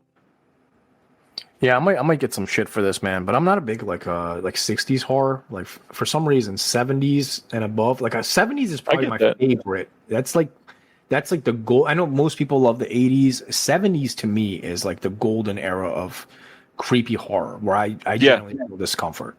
60s, it's a little too old for me. And I don't know, man. I need the practical effects to be good, and I understand the 60s they couldn't make it happen, and there's just something in my brain, man. I have to shut it off when I see bad effects, unless I grew up on it. Like if I watched a movie in the 90s that was in the 80s, then I have a soft spot for it. There's some nostalgia, so I can tolerate it. But going back and watching movies that I'd never seen from the 60s, unless it's something that I've been like anticipating, like when like The Devils, like when I discovered that like 20 years ago, I've been hearing about it forever. This I've never heard of it, so I mean, chances are probably not gonna check this one out. It's also not horror, says 14 people in the chat. Oh, and that's even worse. I'll never check this out. I guarantee you that. It's definitely not going to check it out now. I will. Not horror? Pfft, absolutely not. Not checking the boxes for Mondo.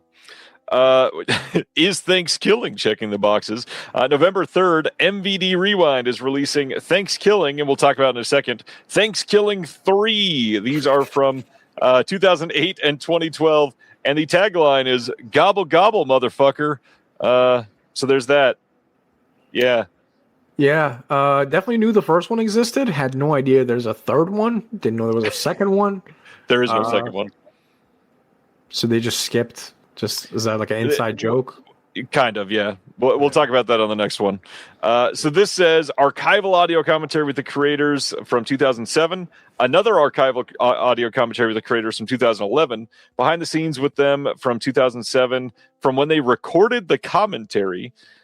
Brand new 2024 interviews with the cast, new 2024 interviews with the creators, 4 featurettes with the creator Jordan Downey conducting Q&As, memorabilia unboxing, and a location tour, official stills and behind the scenes and all that other stuff, soundboard, app interface video, blooper reels, fan art, pictures, and then you get this slipcover if you buy it in the first pressing. And then, the third one. So the way that they explain this here, Turkey is back on a cosmic puppet pack quest to find the last surviving copy of the mysteriously lost Thanksgiving 2, unleashing a chaotic journey through wormholes, poultry hell, and a parade of creatures that redefine the word strange. This was crowdfunded to make this movie. And there is no part 2, so they've got the first one and the sequel. We got brand new interviews from 2026, new 2026 audio commentary with Michael Downey, new interview with the lead actor who plays Uncle Donnie, new Uncle Donnie Cam behind the scenes featurette, all kinds of archival extras. Never seen these, but I've heard about them. That's for sure. So I've seen parts of the first one and I fell asleep. I was not a fan. Definitely did not enjoy the first one, to be honest with you. And I saw that it's only 70 minutes. So at least they knew to make it tolerable by cutting 20 minutes from it. Definitely not going to pick these up, though, to be honest with you. And I'm not a fan of the covers, man. They kind of look AI-ish, to be honest with you. Honestly, they look a little Mexi-funk in a bit of a... Like, if you go to the last one, go to the last image, like, when you look at the neck, there's, like, certain things that, like, the textures on the neck, like, that air... I guess it could be, like, Mexi-funkish, because, like, that texture, the airbrush texture always throws me off. It just reminds me of AI. Yeah, not a big fan of that. In fact, I was kind of upset that I wasn't here last Thursday to really shit on VCI again for releasing AI art. The fact that, did you hear about this? A couple months ago, they released a film and they put out a visual essay on the special features that was literally just from ChatGPT, and they credited ChatGPT for writing the visual essay. Like what? Like, why would you even do that? Like, honestly, If you're a film company and you need ChatGPT to tell you about the film, man, like I don't know. AI, man, it's could be like a beautiful thing that could make us more efficient as far as like doing annoying tasks, like answer my fucking emails for me. Like, great, yeah, do that. But I just feel like my whole just social media is just covered in AI now, dude. From art to video, I just don't even know what's real anymore. And the longer, like, dude, in 3 years, you're not going to be able to tell what covers AI. Like, there's no way you're going to be able to tell. It's going to keep getting better. Like, it's going to get to a point where I don't know, man. It concerns me to be honest with you, though. You know. I agree. I hate it all. I wish it would go away from art entirely. And movies. Imagine once it goes into movies, dude. In 10 years, who's gonna know? You're not gonna be able to tell what's AI or not. Well, thankfully, a lot of them are starting to lose money, so we'll see how much longer some of them will be around. There we go. Next up, September 15th, we're getting a 4K Blu-ray dual format Steelbook and standard Blu-ray from Cape Light of Lion Fist from 2026. This is about martial artist Joe emerging from 4 years of wrongful imprisonment to devastating news. His son needs an expensive operation to survive a life-threatening tumor. With no other options, he enters a brutal martial arts tournament offering $100,000 in prize money. Under Grandmaster Wu's intense training, he faces some of the world's strongest fighters, but discovers his opponents will do anything to win. Yeah, this is definitely going to be a pass for me, too, especially since it's a 2026 movie. I don't know, man. I'm not really big into like action movies, like newer action movies. I can't even tell you any action movies I've checked out in like years and years, you know? I will say, if you haven't seen it, check out The Furious this year if you get a chance. The Furious, that sounds familiar. A lot of people compared it to The Raid, which I understand. It is quite good. Lionsgate Limited released it just this month, I think, actually. The Furious. I'll check it out. It's pretty well done. It's pretty great.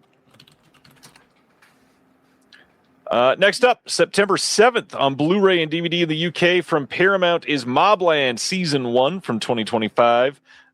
This is with Tom Hardy, Pierce Brosnan, and Helen Mirren, and directed by Guy Ritchie for at least one or two of the episodes. I had no idea that this was even a thing, and here we are with this very Photoshop-looking cover on this. Yeah, I'm not a big TV guy. I don't watch any like TV shows at all, dude. Honestly, like the last TV show I watched was the first season of Stranger Things, and I never looked back, and I haven't watched anything. I mean, honestly, good time to check out on that one, possibly. Yeah, I think I watched maybe 2 episodes of season 2, and I was like, all right, this is gonna drag on, and it's gonna turn into 17 seasons, and I'm good with season 1. It's really hard for me to get invested in TV shows, man. Like my attention span has been dog shit my whole life. So like before TikTok existed, because I know like everybody's attention span is 30 seconds now, but mine was like that in 1988, you know? So really hard for me to sit through TV, unless it's comedies. Like comedies I have an easier time with. Because I can just turn my brain off, right? Like I don't really have to pay attention to the plot or anything. Like Always Sunny in Philadelphia, Curb Your Enthusiasm is my favorite thing like of all time. Mr. Bean, I still watch Mr. Bean. Like I fucking love Mr. Bean. Hell yeah. But like crime TV shit, like yeah, I'm never gonna watch it. I have you ever seen the show Taskmaster in the UK? I do. Would you believe if I told you I still haven't seen Breaking Bad? I haven't seen Breaking Bad.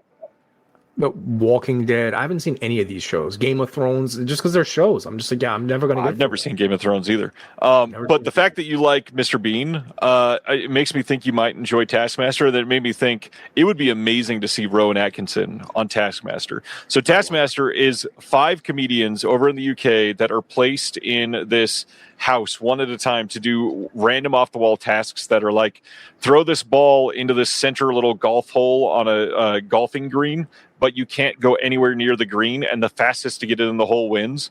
And just to see the way people like go around the rules to try to get in there as fast as possible is the funniest part. And then they bring them all together like 6 months later to react to them filming it, and they give points and somebody wins and all this stuff. But Rowan Atkinson messing around with bullshit like that would be one of the funniest things ever.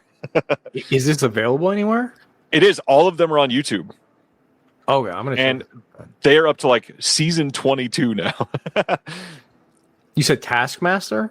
Taskmaster. It is incredible. I'm gonna check this out. Yeah, I'm gonna check this out. Incredible. I laughed when I posted this announcement because the show is called Mobland, and I know nothing about it. Doesn't Tom Hardy just look like a dude here? Mobland. Pierce Brosnan's upset, and Tom Hardy's just a guy. It's the least convincing mob image I've ever seen in my life. It's like, yeah. All right. In Australia, August 19th, which was yesterday, they released a 4K set of Saw 1 through 4 from Via Vision. This is available now as a box set. Cool if you don't have any of them. Reminder that Lionsgate will be releasing Saw 5 and 6, and I believe 7 on 4K Steelbooks coming up later this year.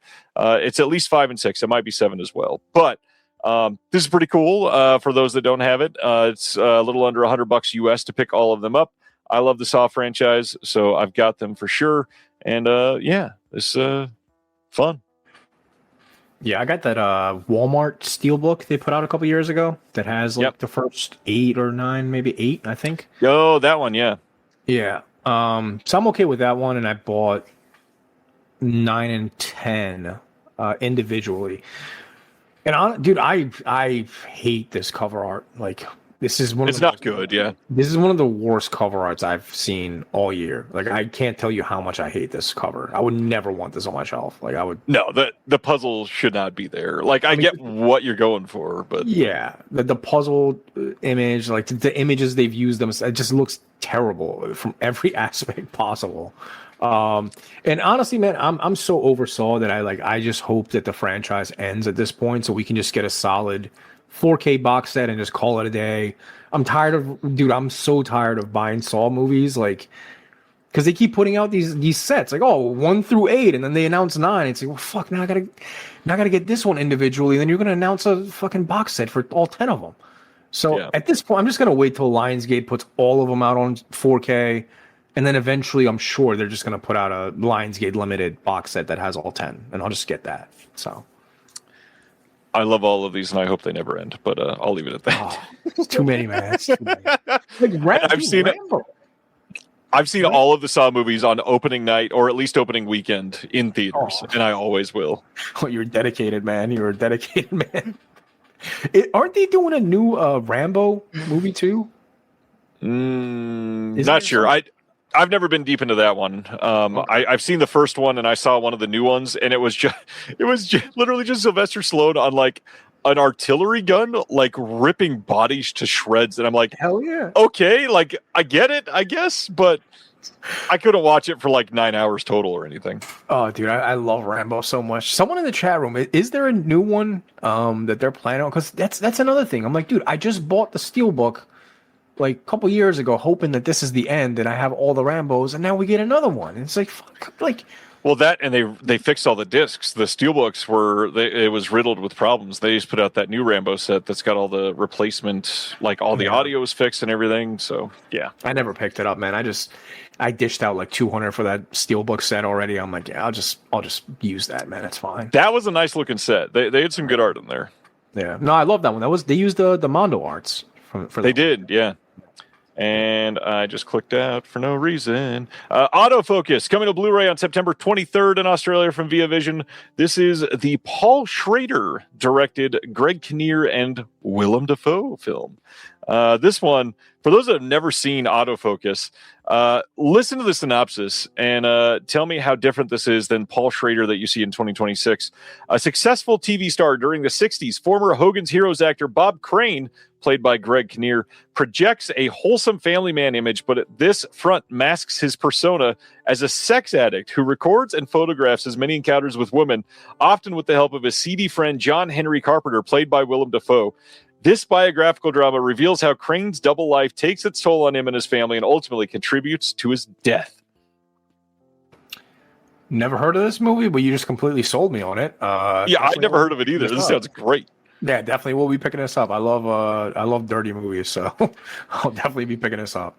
We get a commentary by Paul Schrader, commentary by Scott Alexander and Larry Karaszewski, and the writer Michael Gerbosi. Another audio commentary by Greg Kinnear and Willem Dafoe. Murder in Scottsdale documentary and a making of featurette. Yeah, this sounds crazy. I got to see this. Got to see it. And it's got Willem Dafoe, man. I have to own it. Yeah, absolutely. Next, one that I probably don't have to own, now available on Blu-ray. This came out last week from Via Vision, is My Geisha from 1962. Shirley MacLaine is an enormously popular Hollywood comedian. Her husband, Paul, has directed her in many of her biggest hits. Wanting to prove he can make a successful film without his superstar wife, Paul goes to Japan to direct a dramatic version of Madame Butterfly. Not to be left out of the film or the fun, Lucy follows Paul to Japan, dons a disguise, and gives a topsy-turvy spin to this delightful, gorgeously filmed and romantic comedy of mistaken identities. Shirley MacLaine acting as a geisha. I don't know. I mean, I would definitely watch it. Like, I'm intrigued enough to check it out and give it a shot. I just don't know if I want to like blind buy. And honestly, from 1960s. That's well, then never mind. Absolutely not. I just threw up in my mouth a little bit. Definitely not watching it. 1960s. Oh God! How dare you get that off the screen, man? Let's get it out. It's gone. It's gone. October 20th, we're getting a Blu-ray from Alliance of Fireflies at El Mozote from 2025. Set during the brutal civil war of the 1980s El Salvador, a 10-year-old boy survives the massacre of his village and embarks on a harrowing quest for justice, determined to honor his dead family in the deadliest civilian massacre in modern Latin American history. This looks great. The trailer for this looks kind of interesting. Yeah, I haven't seen the trailer or heard of this. I don't know how I feel about war movies, man. Again, coming not a fan. Yeah. Well, also my background, I grew up in war, so like for people that went through it, like literally in real life, it's not really fun to go back and like watch these type of movies. So like war movies for me are not necessarily my thing.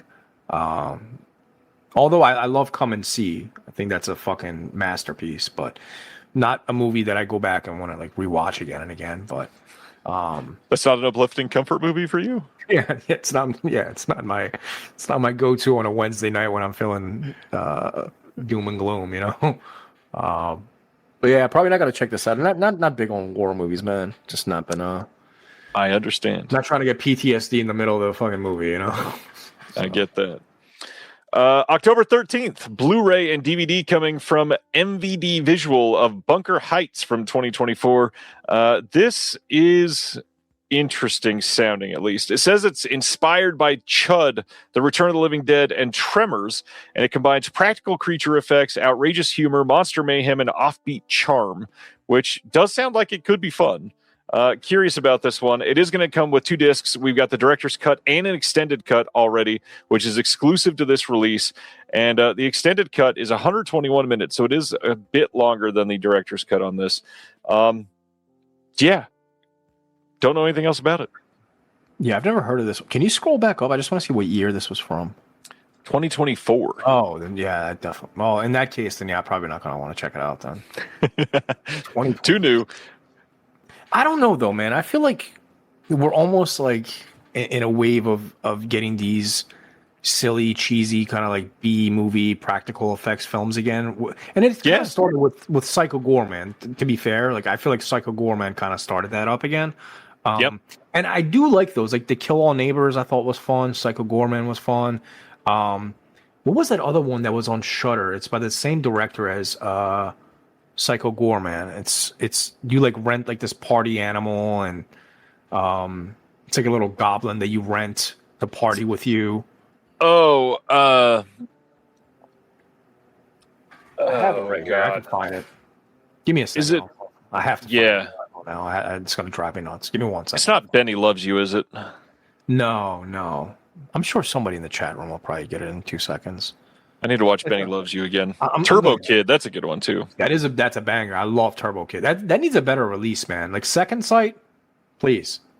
I would love. Frankie Frico is the one you're thinking of. There you go. Boom. Yeah. Super cheesy movie, but I liked it. It reminded me of the 80s, like terrible 80s movies, So. And it's quite clear that the directors like loved that era and they know how to send it up and do it in a fun and meaningful, like earnest way, and not just we're trying to be 80s. That's just what they like. Yeah.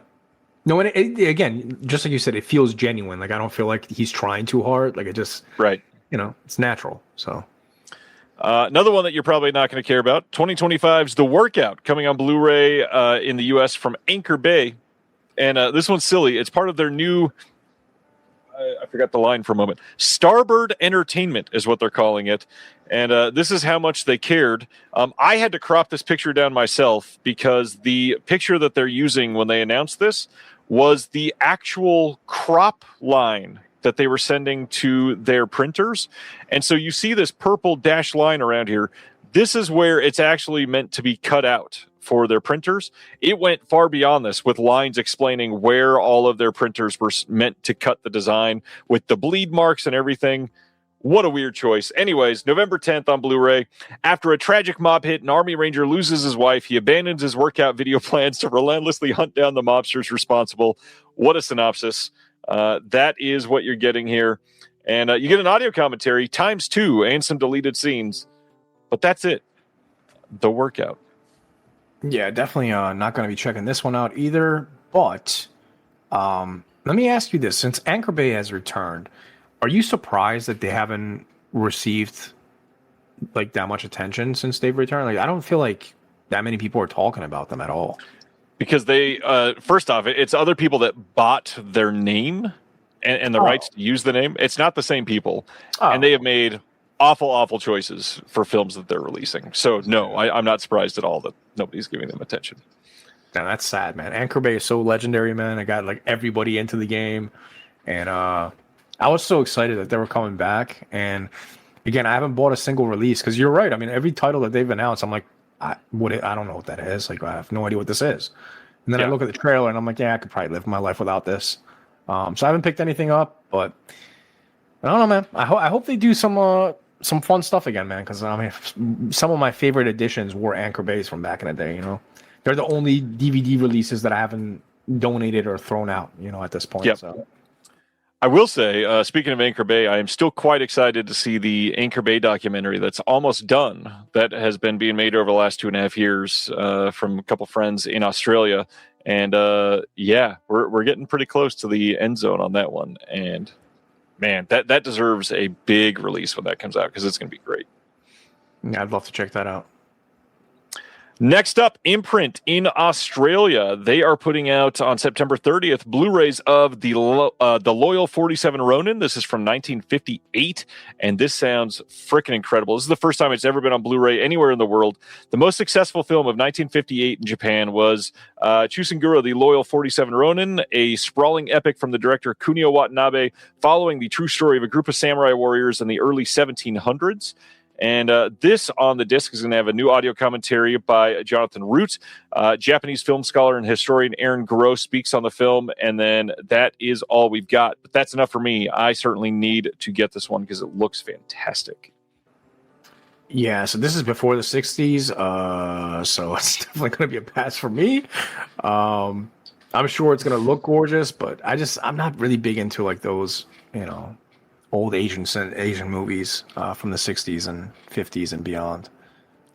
Is this on the Criterion Collection? It seems like a Criterion type of movie. I don't think it was. It may have been a DVD title years ago. It could have been in one of the Eclipse sets, but I don't think so. I may be wrong. Yeah.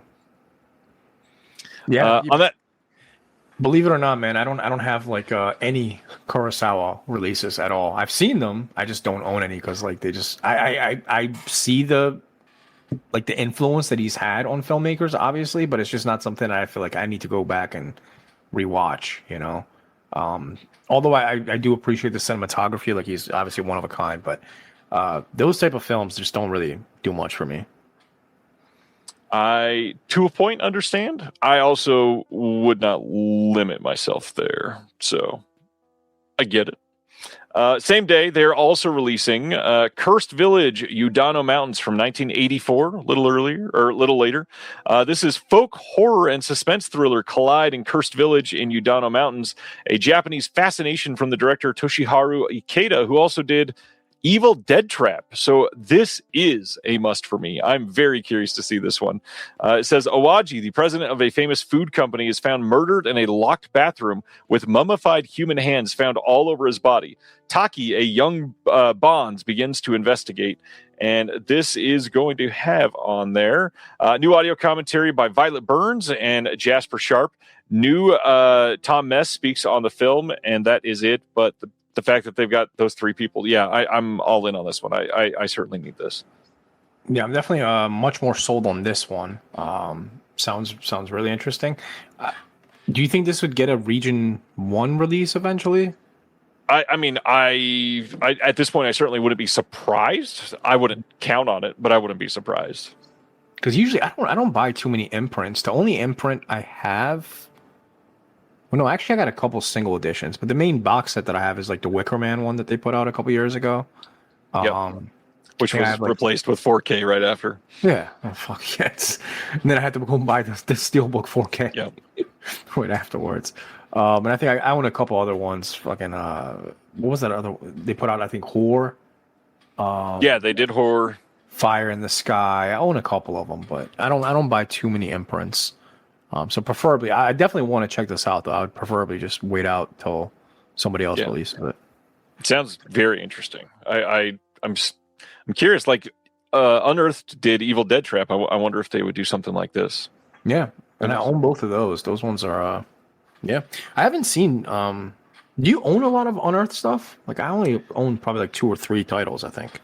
I do, sadly. I I have so much of their stuff, and they are such a weird spectrum of movies on the Unearthed catalog, because the ones that are good are very good, and then the ones that are bad are just some of the worst films I've ever seen. Yeah. And I've made a mistake getting some of theirs that I've wasted so much time watching bad movies throughout the years. Yeah.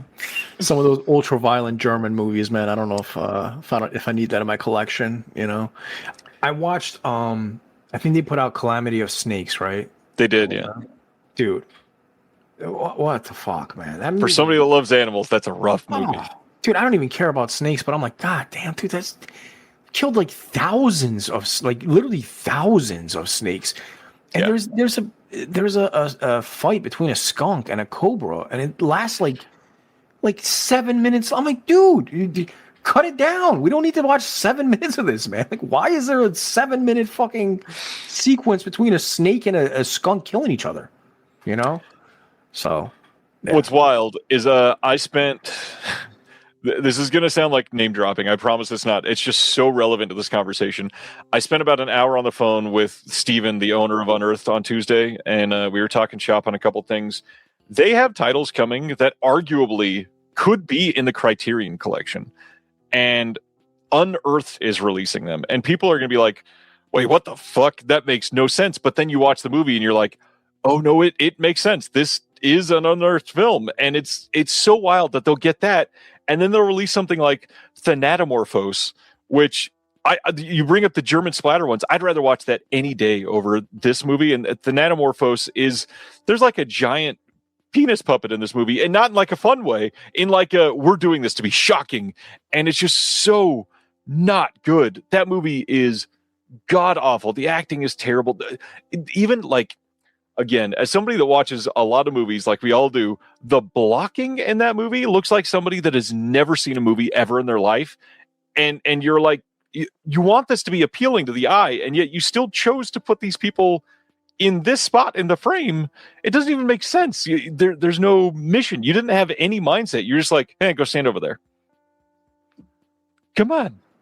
So when you mentioned Unearthed, doing movies that would potentially be like in the Criterion collection, I'm assuming like these are obviously high level films that are just disturbing. Yes. Right. Like those are my favorite type of movies. So I'll buy every single one of those fucking movies. I love those type of movies.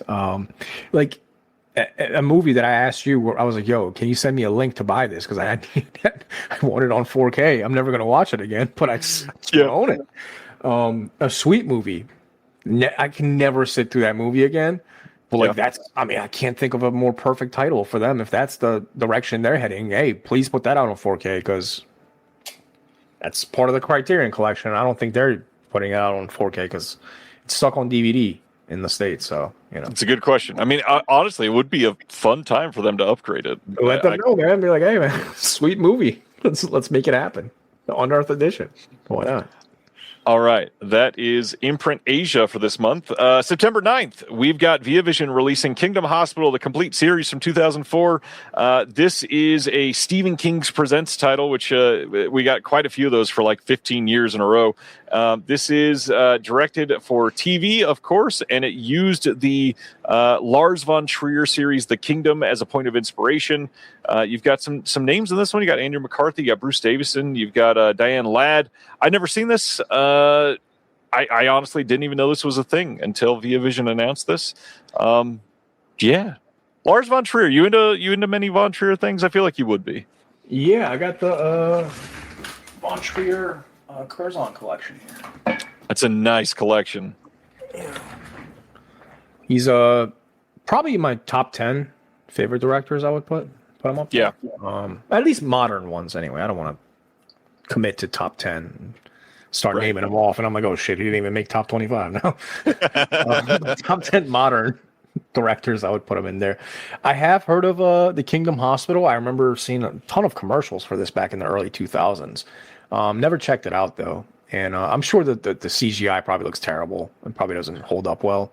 The cover for this makes it look like a soap opera. It does. It kind of does. Yeah, it kind of does. So yeah, I don't think I'll be checking this out. There's too many other Stephen King titles that I actually want to get released. Kingdom Hospital is definitely like, dude. I love Tommy Knockers. Like, I want a release for that. No one ever talks about that. I don't understand. It's not the greatest movie, but damn, man. I mean, if we're getting pretty much everything he's released, can we get Tommy Knockers? I don't want the Langoliers though. We can leave that on VHS or DVD. We don't really need that. CGI that is so bad. Worst CGI I've ever seen in my life. I don't need that on 4K, man. We don't need to see that on 4K.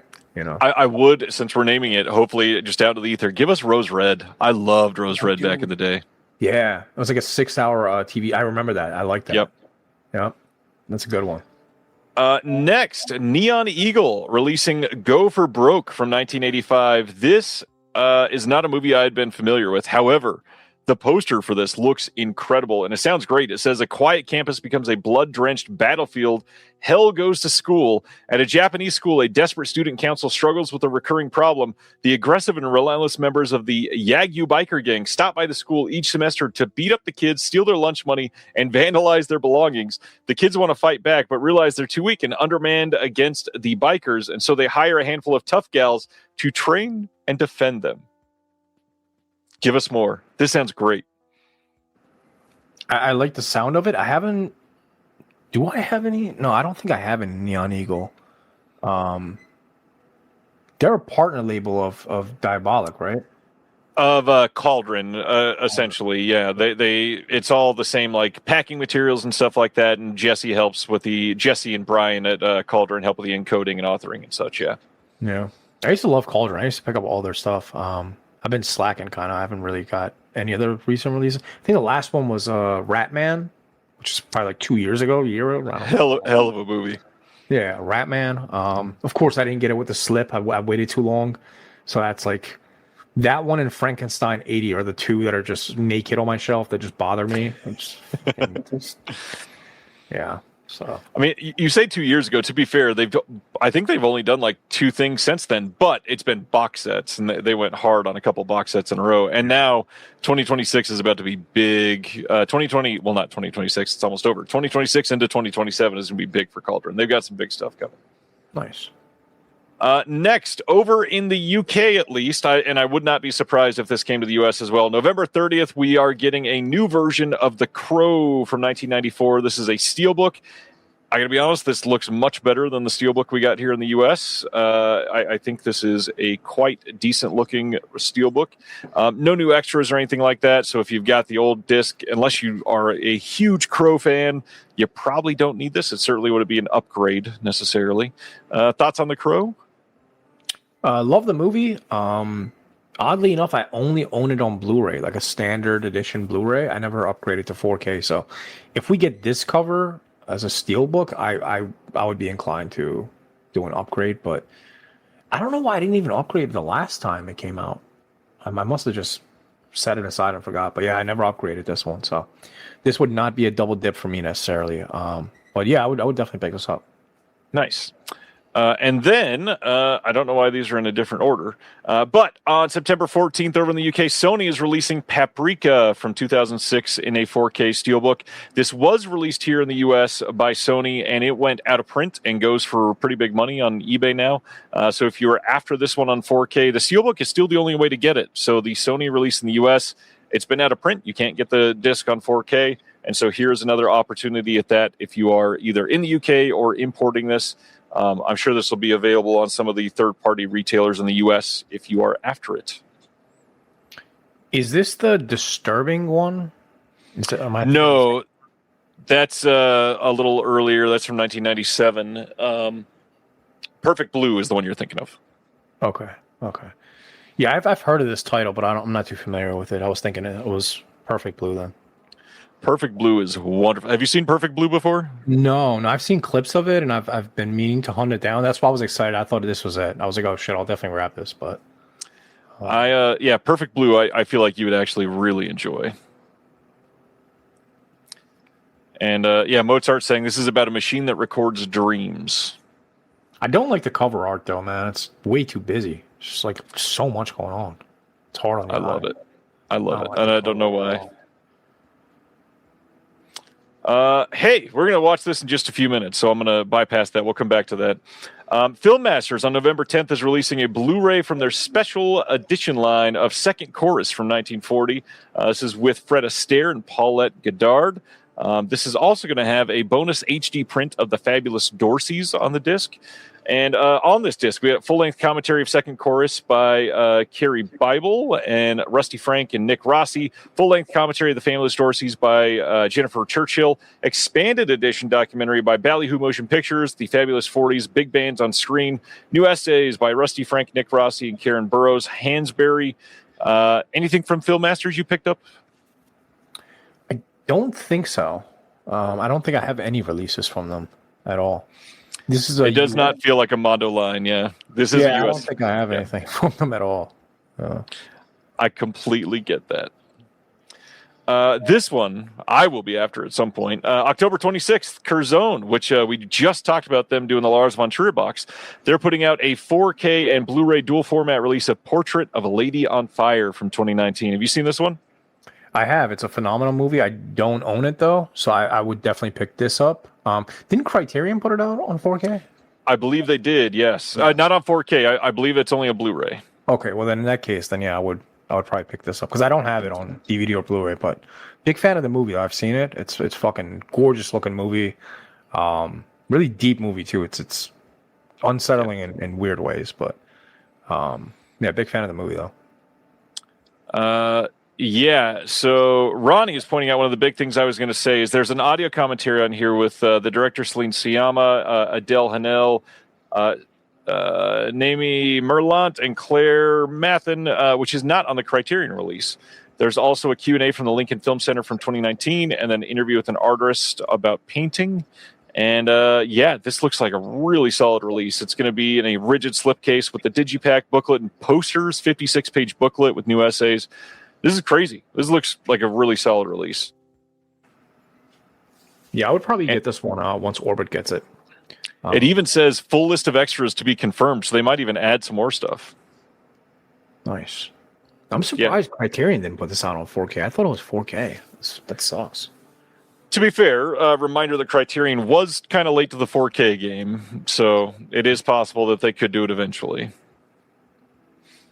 I'm sure they'll. Speaking of 4K, this got announced previously, but Third Window on October 19th is putting out a 4K and then a separate Blu-ray release over in the UK of Survive Style 5 Plus from 2004.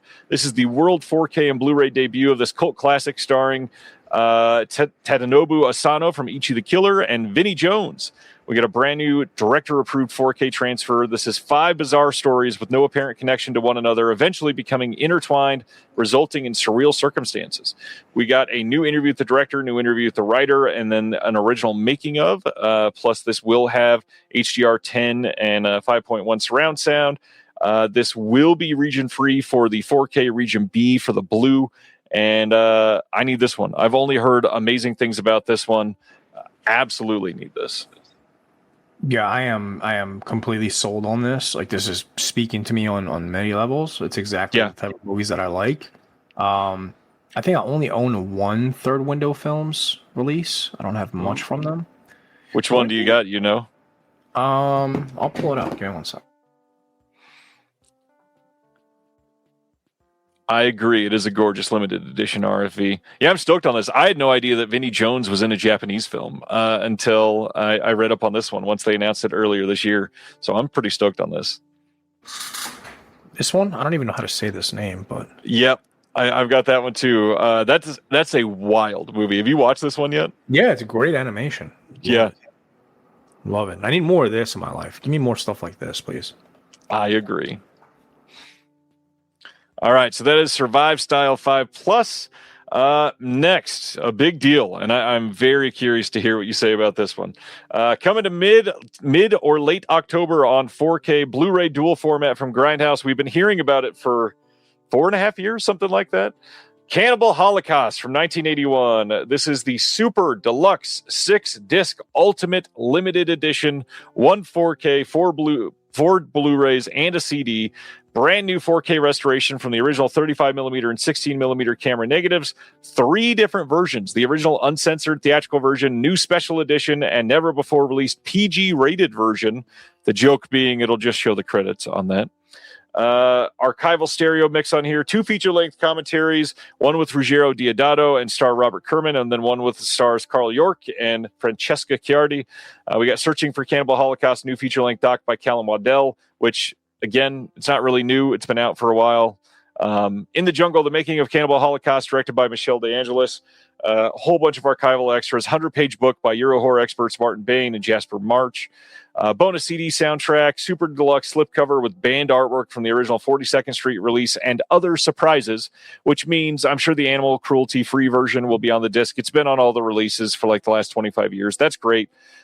What's interesting is this new PG-rated version. I believe that is something that we've been hearing that Bob Murawski's been working on. The guy that runs Grindhouse Releasing, he's also been Sam Raimi's editor forever. This is an interesting release. However, it is $66, but it is one of the most influential films of all time. And I know that you and I have a lot to say about the animal cruelty. How do you feel about Cannibal Holocaust? I think I own Cannibal Holocaust more than any other movie. I've like, I don't know, I must have like 10 editions of this by now, from bootlegs from fucking 2001 till now. You know, I got the 4K from 88 Films. I will 100% grab this.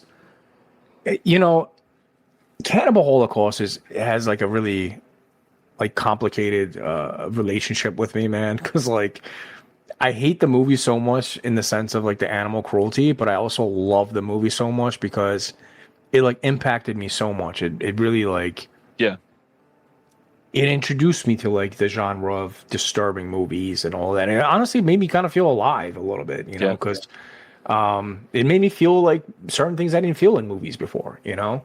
I think it's an absolute masterpiece, to be honest with you. If you can remove the animal cruelty from it, I think it's a 5 out of 5 for me. I will 100% pick this up. I'll pre-order the shit out of it right now as soon as we get off. I need this. Will I watch it again? I've rewatched this probably like 20 times at this point, so I don't know how many more times I need to watch Cannibal Holocaust in my lifetime, but would be proud to own it and put it on my shelf in my living room next to the other 10. And believe it or not, right, the funny thing is I've had 2 different dates where the first one, it was the first time, it was the first date, and I showed her Cannibal Holocaust because she was into horror movies. And the second one, we ended up in a relationship for 3 years. So I don't know what that says about people that I date, that I can show you Cannibal Holocaust on the first date and you won't dismiss me and you'll see me again. But yeah, I've done that. So next time you have a first time date, try that out. Put on Cannibal Holocaust and see how they feel. Recommend it. I was so happy that this got announced the week that you were going to be on, because knowing you and how both of us feel about animals. A lot of people would think that you would hate this movie, but I think we're both very much on the same page that this is kind of one of the movies that everybody should see. And I don't say that ironically either. Like, just to understand the medium of what a film can be, and the original found footage. I know everybody always goes to Blair Witch Project, but no, this is the one. This is the one that made it possible. This is the one that people had to go to court over to prove things. Like, the stories behind this is such an important part in history. I understand being turned off by it and not wanting to see it and all that stuff. But it is just so important and such a big part of movie history. This is a crazy release, and we knew it was going to be big. I'm just glad it finally happened so everybody can stop asking for it and just get it out there. And I know some people in the chat are saying, no thank you to this, but keep in mind, there's also an edited version. So if you don't want to watch the animal cruelty, Grindhouse did release multiple versions. Yeah. So you can completely avoid that. You don't have to sit through that. So aside from that, it's a phenomenal movie. I really think everybody should check it out. It's still extremely violent. Like, yeah, the violence in this, Ryan, I don't know how they pulled it off. Like in the 80s, I mean, in the early 80s too. Yeah, like the practical effects in this movie, like there's a reason they went to court. There's a scene where they cut the dude's dick off, and I'm like, yo, that's real. Like, how did you fake that? That looks so real. Like, there's no way you fake that, but they did. I don't know how the Italians, man. I don't know what they were doing in the 80s, but they got it right. And I'm assuming Ferox is going to be next, right? Like, they're going to put that on 4K eventually. I'm sure. Wouldn't surprise me. I don't need that one. I'm not a big Ferox fan, but yeah, they all blend together for me, man. Cannibal Holocaust is the one that really sticks out, and the rest kind of just Eaten Alive. That's a tough one for me, man. Like, that one is a tough one. That one is rough, dude. That one is really. Oh god, I don't even want to get into like specific scenes, but like the one with the alligator, like, I was like, dude, that's. And if you don't remember it, I'm not going to refresh your memory, but there's a scene with the alligator, and it takes entirely too long, and it's just unnecessary, and it's just I don't know, man. I did like the connection to the Jonestown massacre, like the cult aspect of it. I thought that was kind of clever. Because for people that don't know, I love cults also. Like, I have a huge obsession with cults. So cannibal movies, cults, two of my favorites. You piece them together, you have Eaten Alive, and then you have to throw in a bunch of snakes and crocodiles getting mangled and destroy the experience for me. But yeah, highly recommend Cannibal Holocaust, though.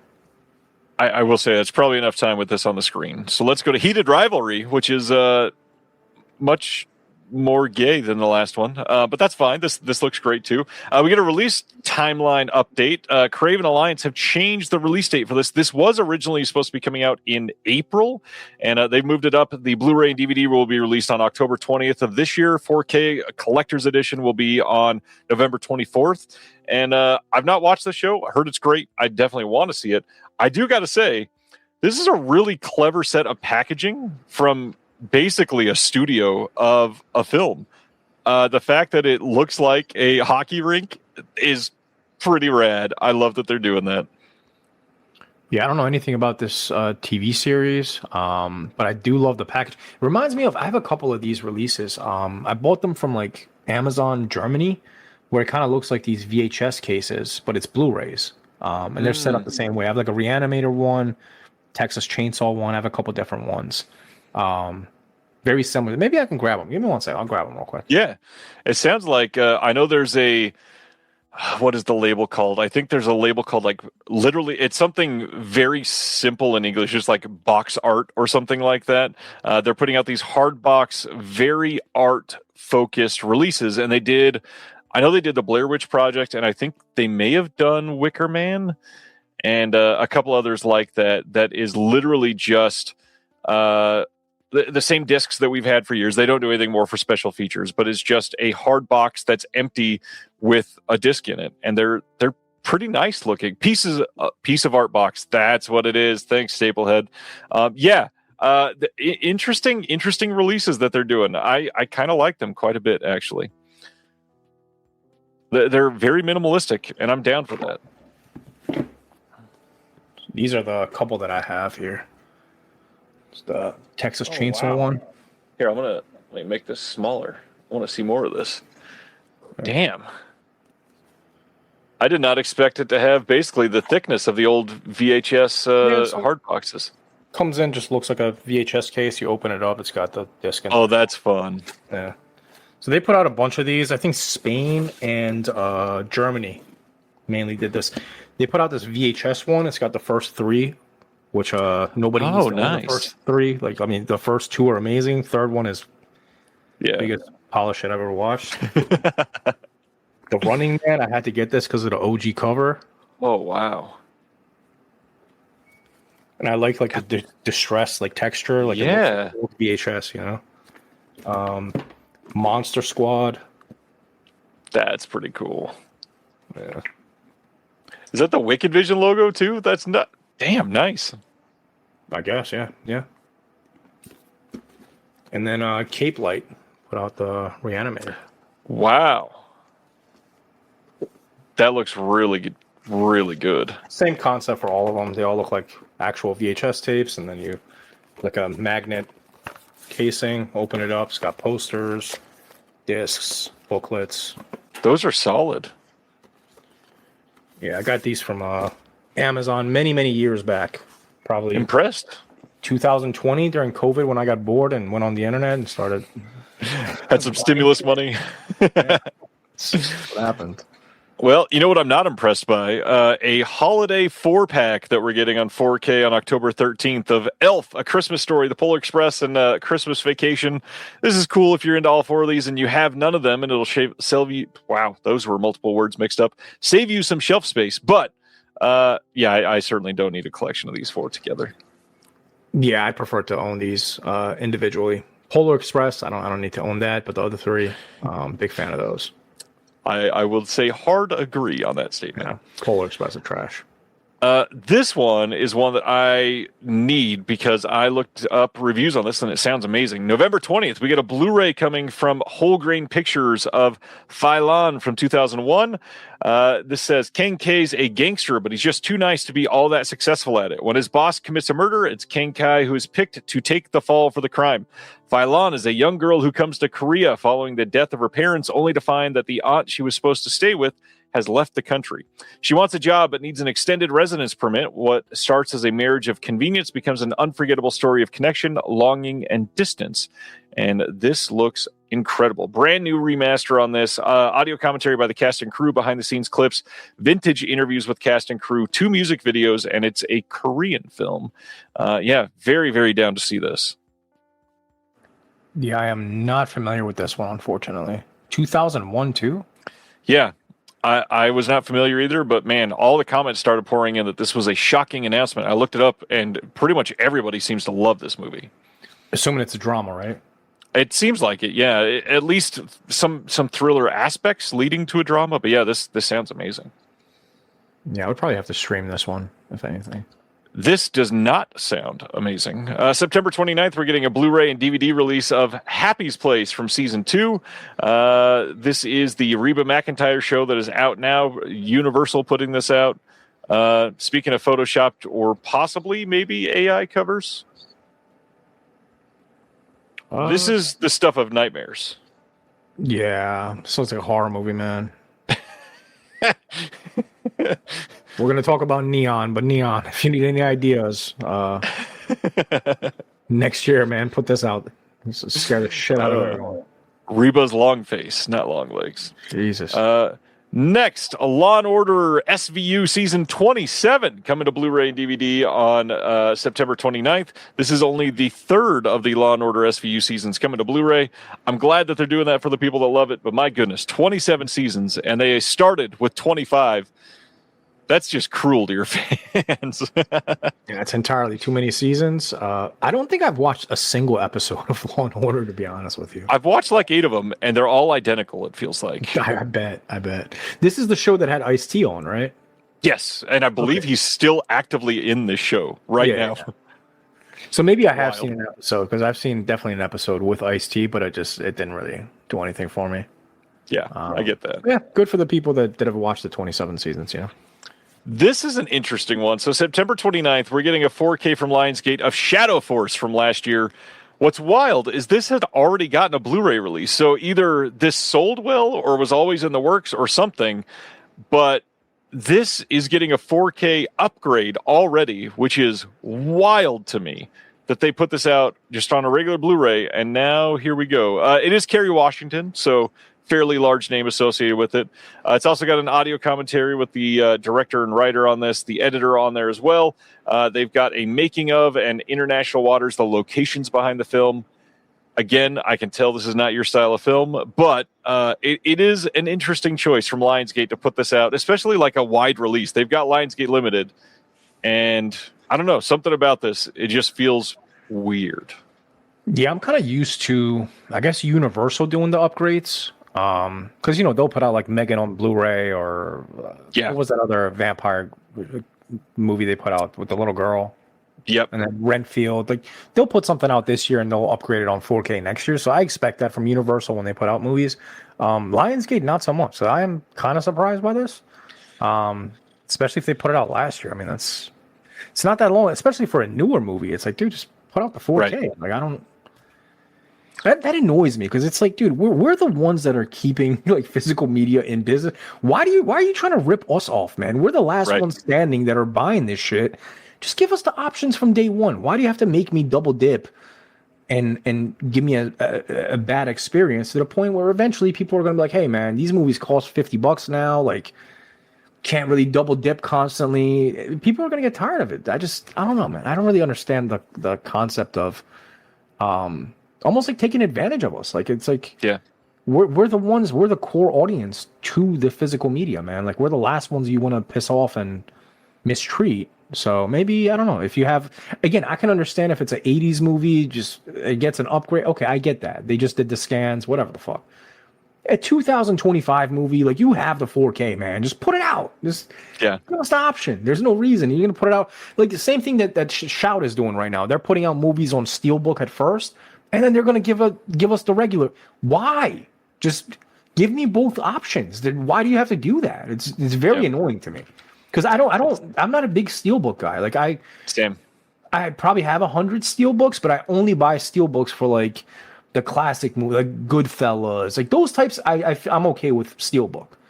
But like horror movies and stuff like that, I don't really buy Steelbooks of those. So for Shout to put all these movies out on Steelbook, I have to wait out on all of them in hopes that they'll get standard editions one day. It's just very frustrating and just annoying. I just don't like it. It's especially weird from Lionsgate, who's like historically over the last 8 years, they've not been stingy with 4K. They give 4K releases to the smallest of titles, and to get something like this, to get an upgrade, is very odd. But here we are. All right. Almost done. I think we only got a few left. This one's a big one, though. Coming in October on a 4K Blu-ray dual format hard box release in Australia from New Wave Video is Gozu from 2003. This is the Takashi Miike film Gozu. When Yakuza enforcer Minami is ordered to dispose of his increasingly unstable mentor Ozaki, a mysterious disappearance sends him on a journey into a bizarre rural town where reality begins to dissolve. As his search descends into a surreal nightmare filled with eccentric strangers, grotesque visions, and impossible encounters, Minami finds himself trapped in one of cinema's most unforgettable fever dreams.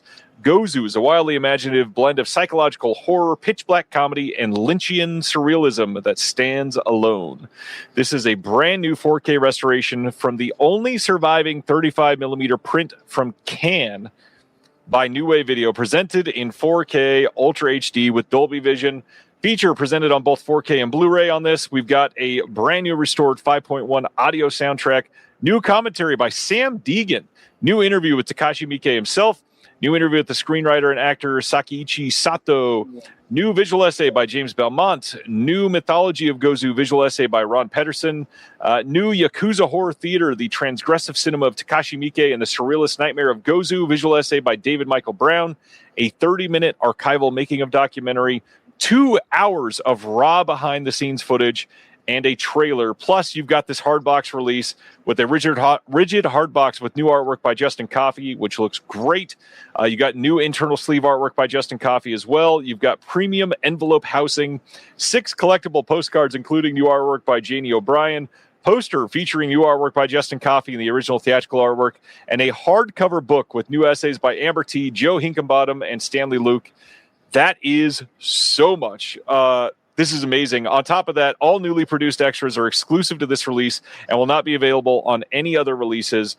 That means you can tell if you're going to buy this from Radiance, who has kind of soft announced that they will be releasing it as well. All of these extras, if they sound good to you, they will only be on this release. Again, strongly recommend supporting New Wave Video if you are after this one, because New Wave is the one that went and actually had the negotiation with the Yakuza on this one, I believe, and got the rights to this film. And that's the only way that Radiance was able to get it. So please support New Wave. They deserve it. This looks amazing. Any thoughts on this? I remember you, didn't you mention something similar for Visitor Q? I remember watching one of your shows. Yes, sir. Okay, yeah. So honestly, like Visitor Q and Gozu are the two movies that I've been seeking from Takashi Miike, because I've seen most of his movies. Yep. Those are the two that I've been seeking forever. And Visitor Q, I've had chances. I figured I was like, all right, well, it's gonna get a Blu-ray eventually. Like, yeah, let me just wait out to. And I know it's gonna look like shit on Blu-ray probably because of the way it's shot, but you know, at the end of the day, I'd still like to have it on Blu-ray. This is a gigantic box, so I don't know if I'm going to blind buy this, but I mean, I've been meaning to watch this for years, though. Like, this is definitely one of his movies that I want to check out. So if I don't grab this, I would either grab like the standard edition or a Radiance when they announce it. Do they announce standard editions, or do they just have the? They have not really had to go down that route yet. I know that they reprinted at least one of their titles, I believe, in a standard edition. So this is only going to be like their 5th or 6th title or something like that. So gotcha. There's a big chance this is going to get reprinted by them, as long as it does well. I love the cover art too. The only thing I don't like is the spine. I think the spine is just like very plain and kind of simple for what the cover art, because the cover is just like so like phenomenal, and then the spine is just kind of blank. So I wish they would have put at least some art on the spine as well. I'm a sucker for those spines that do have art on them, especially like, even like the Vinegar Syndrome ones, where the art like overlaps and kind of like goes on, through the spine. So I always like stuff like that, man. I wish they would have incorporated some of the art into the spine, but that's literally my only complaint. But I definitely do want to check this out, though. This will definitely be in my collection. I love that you said that, and this is going to get real nerdy for a moment, but I went back and forth on what to do on the spine for antenna for some things, and we've got our first release. It's, man, how much do I want to spoil right now? There is a mountainscape in the background on the slipcover, and I went, you know what? You got to see like some of the jagged of the mountain on the side of the spine. We got to be able to see that, and it looks so good. I'm so glad we went down that path. It looks nice on the shelf, man. I like it when it's just a quick teaser on the spine. I don't need a lot, but just give me something. Agreed. Yeah, I like those a lot. Next, from Indicator, announced just this morning, November 16th in the UK, November 17th in North America for both of these, I believe. We're getting a 4K and separate Blu-ray release of Turkey Shoot from 1982. Big deal. Brian Trenchard Smith made a freaking wild movie. If you've never seen Turkey Shoot, everybody should see this. It is astonishing in so many different ways. The only thing I'm upset about is that they didn't ask a couple people to be on the extras who would have made this even better. You've got two presentations of the film, the original Australian theatrical version, which is 94 minutes, and then the shorter US version, which is 79 minutes. You've got a commentary on the Australian version with Brian Trenchard Smith from 2003. You've got a new commentary from 2021 with the producer and Mark Hartley, who is the one behind, of course, the giant documentary series, Not Quite Hollywood. Some of his interviews are on the disc as well. There is a Ozploitation Renaissance, brand new discussion on Turkey Shoot, critical appreciation by Stephen Morgan, a whole bunch of archival extras, plus an 80-page book with the new essay by David Michael Brown, an exclusive extract from Anthony the First, Janane's, he's the producer, unpublished memoirs, archival interview, and more. This is great. Have you seen Turkey Shoot? I have. Big fan of the movie. I own the Severn edition, so I don't know if I need to upgrade this on 4K or have it in a big box necessarily. So I think I'm just going to stick with the Blu-ray. But if you haven't seen it, though, watch it. It's definitely a fun movie. It was a blind buy for me, and I thoroughly enjoyed it. So there isn't a sequel, is there? No, not that I know of. Okay. What am I thinking Sequel of? for that has a Turkey Shoot would be sequel? What the wild. hell am I thinking of? I'm not sure. Next up from them. Oh, that's right. This is only going to be 4K. That is the big difference. So same date, November 16th in the UK, November 17th in North America. On 4K only, we are getting Romper Stomper from 1992. This is a ginormous film. If you've never seen this, this is a big deal. It is starring Russell Crowe, and it is a neo-Nazi film about a bunch of hooligans, basically. We've got all kinds of archival extras on here. We got some new interviews on here as well.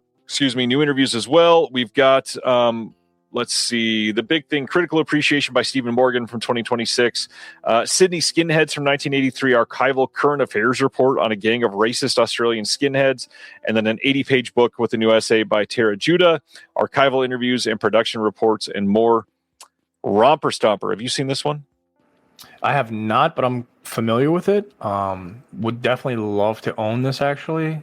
Just not sure if I need a gigantic edition of it. Yeah. I have a lot of, like, I live by myself, man. I have a 3-bedroom house, so like I have a lot of space, but I think about the dread of one day selling my house and having to move all this shit. And I'm like, dude, like, I collect vinyls, I collect books, I collect soccer jerseys, I collect movies, Your art alone. Posters. Yeah, I collect other people's art too, so I have like literally hundreds of posts. Like, I have too much shit, man. So I have to make wiser decisions when it comes to my space. Not because I'm running out again, I just want to haul all this shit. The movie I was thinking of, though, wasn't Turkey Shoot. It was Wild Geese that has a sequel that I was mixing up. That's what I was thinking of. And same reason, obviously, there's a bird in the title, but also Severin released that one as well. Exactly. Next, Altered Innocence on November 10th is releasing a Blu-ray and DVD of Room Temperature from 2025, which is supposed to be great. This sounds pretty fantastic. It says, directed by Dennis Cooper and Zach Farley, Room Temperature is a haunted house cinema as poetic autopsy and one of John Waters' top 10 films of 2025. It transforms a family Halloween tradition into an unsettling examination of obsession, control, and the private fantasies people impose upon those closest to them. Yeah, that sounds great. We got deleted scenes, a video game walkthrough, which is a interesting extra to have on here. It's got a 3D design full walkthrough that they did on this. It was shown once on Halloween 2021 at the collection in Paris, and then we've got some trailers. But yeah, I definitely want to see this. This sounds pretty great. It sounds amazing, and on top of that, I adore this art. Like, this is definitely my favorite cover that we've shared the whole night. I just love the color palette, the textures of the painting. I'm in love with this art. So, and the movie description like really speaks to me. So I mean, this is definitely something. And John Waters. I mean, dude, if John Waters is co-signing this movie, I mean, come on. I have John Waters in my living room, man. My mother comes over and eats dinner here over John Waters. You know what I mean? Like, this is the type of guy I am. Yeah. You know? So. Yeah, we have pink flamingos in the living room. It's and then out of nowhere today, Eureka had a surprise announcement. November 23rd on 4K over in the UK, they're putting out a 4K of Wheels on Meals from 1984, the Sammo Hung and Jackie Chan and Yuen Biao masterpiece of a fight film. This is going to be great. We've got a new 4K restoration from the OCN. We've got a new hybrid audio track created for this release. New commentary by Frank Jang and FJ DeSanto. New commentary by Arna Venema and Dom Ting. New interview with Wayne Wong. New visual essay by Gary Bettenson. And a whole bunch of archival extras. Are you a Jackie Chan man? Not really, man. I honestly, I tried to be open-minded, and I bought a bunch of his 88 films, like from his earlier career. Just doesn't really do anything for me. I own probably about 10 of the 88 releases. I enjoyed them. Let me rephrase that. I don't hate them. I enjoyed it for what it was. I just don't see any like replay value. I don't see myself going back and rewatching these again. You know, so I don't see myself and again, like the box set that Arrow put out, like it looked amazing, but I don't know if I'm gonna rewatch those. And the older I get, man, the more I realize like I've spent like dozens and dozens and dozens of thousands of dollars on physical media at this point, and I'm just like looking at shit and I'm like, I'm never gonna watch that. Like why did I spend $70 on that box set when like I've watched it once and I'm never going to watch it again? So I'm trying to be a little smarter, but at the same time, I'm still spending a ridiculous amount of money on a monthly basis on movies. I'm just trying to be a little more picky because the funnest thing to me about physical media was blind buying. Like I love blind buying. Like that's very fun to me to just kind of. But with the prices, it's getting to the point where it's like I don't know if I want to blind buy much anymore because the regular titles are like 30 plus now. You know, like 30 plus is just standard now for anything pretty much. You know, so when you mention like Cannibal Holocaust coming out for $66, I'm like, I'm okay with that. It's got 6 discs. Like I'm paying $30 for a single disc at this point. So I mean, who gives a shit? I'll pay double that for 6 discs. You know, that's fine. You look at like the Beyond, right? Like the Lucio Fulci Beyond. That was like 70 some dollars, you know? Yeah. So, you know, things are getting expensive, man. So I have to be a little bit more cautious. But I do need that stuff. See, like that, it's a necessity in life. Like I need that, right? Like you know, how much I'm looking at Solo right now. It's staring at me. Solo and Happiness are sitting next to each other, which is what a lineup that is. Solo and Happiness next to each other, you know? Imagine somebody shitty night. It's horrible, dude. The first section of my Criterion is like it's like Night Porter, Solaris, just like what do we have? Naked Lunch. We have Happiness, Multiple Maniacs, It's like all the gross shit is like all in one section, and the rest is like things I can be proud of and display. All of those, and then the umbrellas at Cherbourg. No. And then you have like Scorsese following that. It's like, right. Hollow, and then you have fucking The Irishman after that, you know. So. All right. Just a few left. If you give me 2 minutes, let me just put my dog out real quick. I'm gonna be back in 2 minutes. Take your time. I'll talk about Bruiser.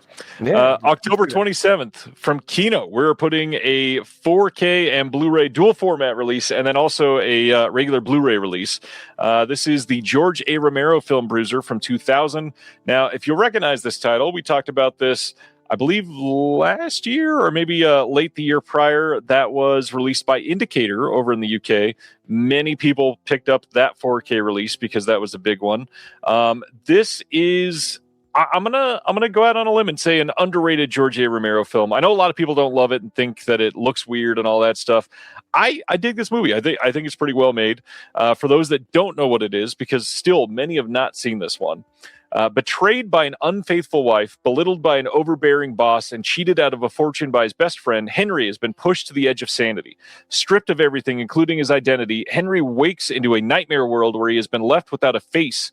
In a bloody rampage of revenge, Henry sets out to destroy those who have betrayed him.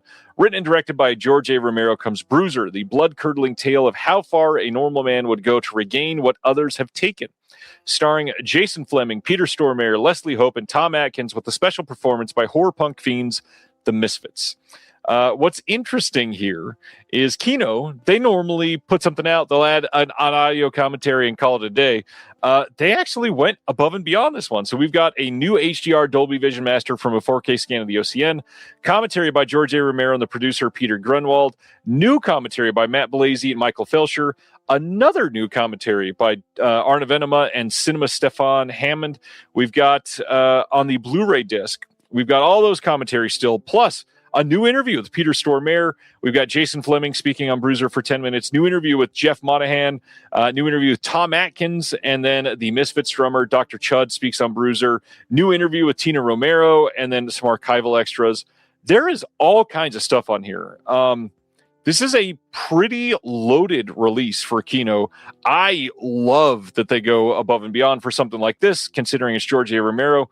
It also just shows me they know that they can do it. If you can do it for Bruiser, you've released so many other big films, and you just don't do anything for the extras. Just go just a little bit extra. It doesn't even cost that much more to do just a couple extras, and you'll probably sell way more copies if you just go a little further with it. Stan says Bruiser is fabulous. Anybody else seen Bruiser? Any other thoughts on Bruiser? I like this one. A lot of people don't love this movie. Ronnie, why does that look like Topher Grace? Honestly, it does. And I would not have caught that if you had not said that. That's pretty hilarious.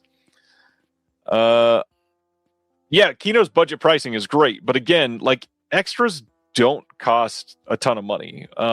Most companies are not paying super well for extras, so I mean, they could add at least one or two things to most releases, at least the big ones. Again, like something like this, it's George A. Romero. They should do very well for something like this.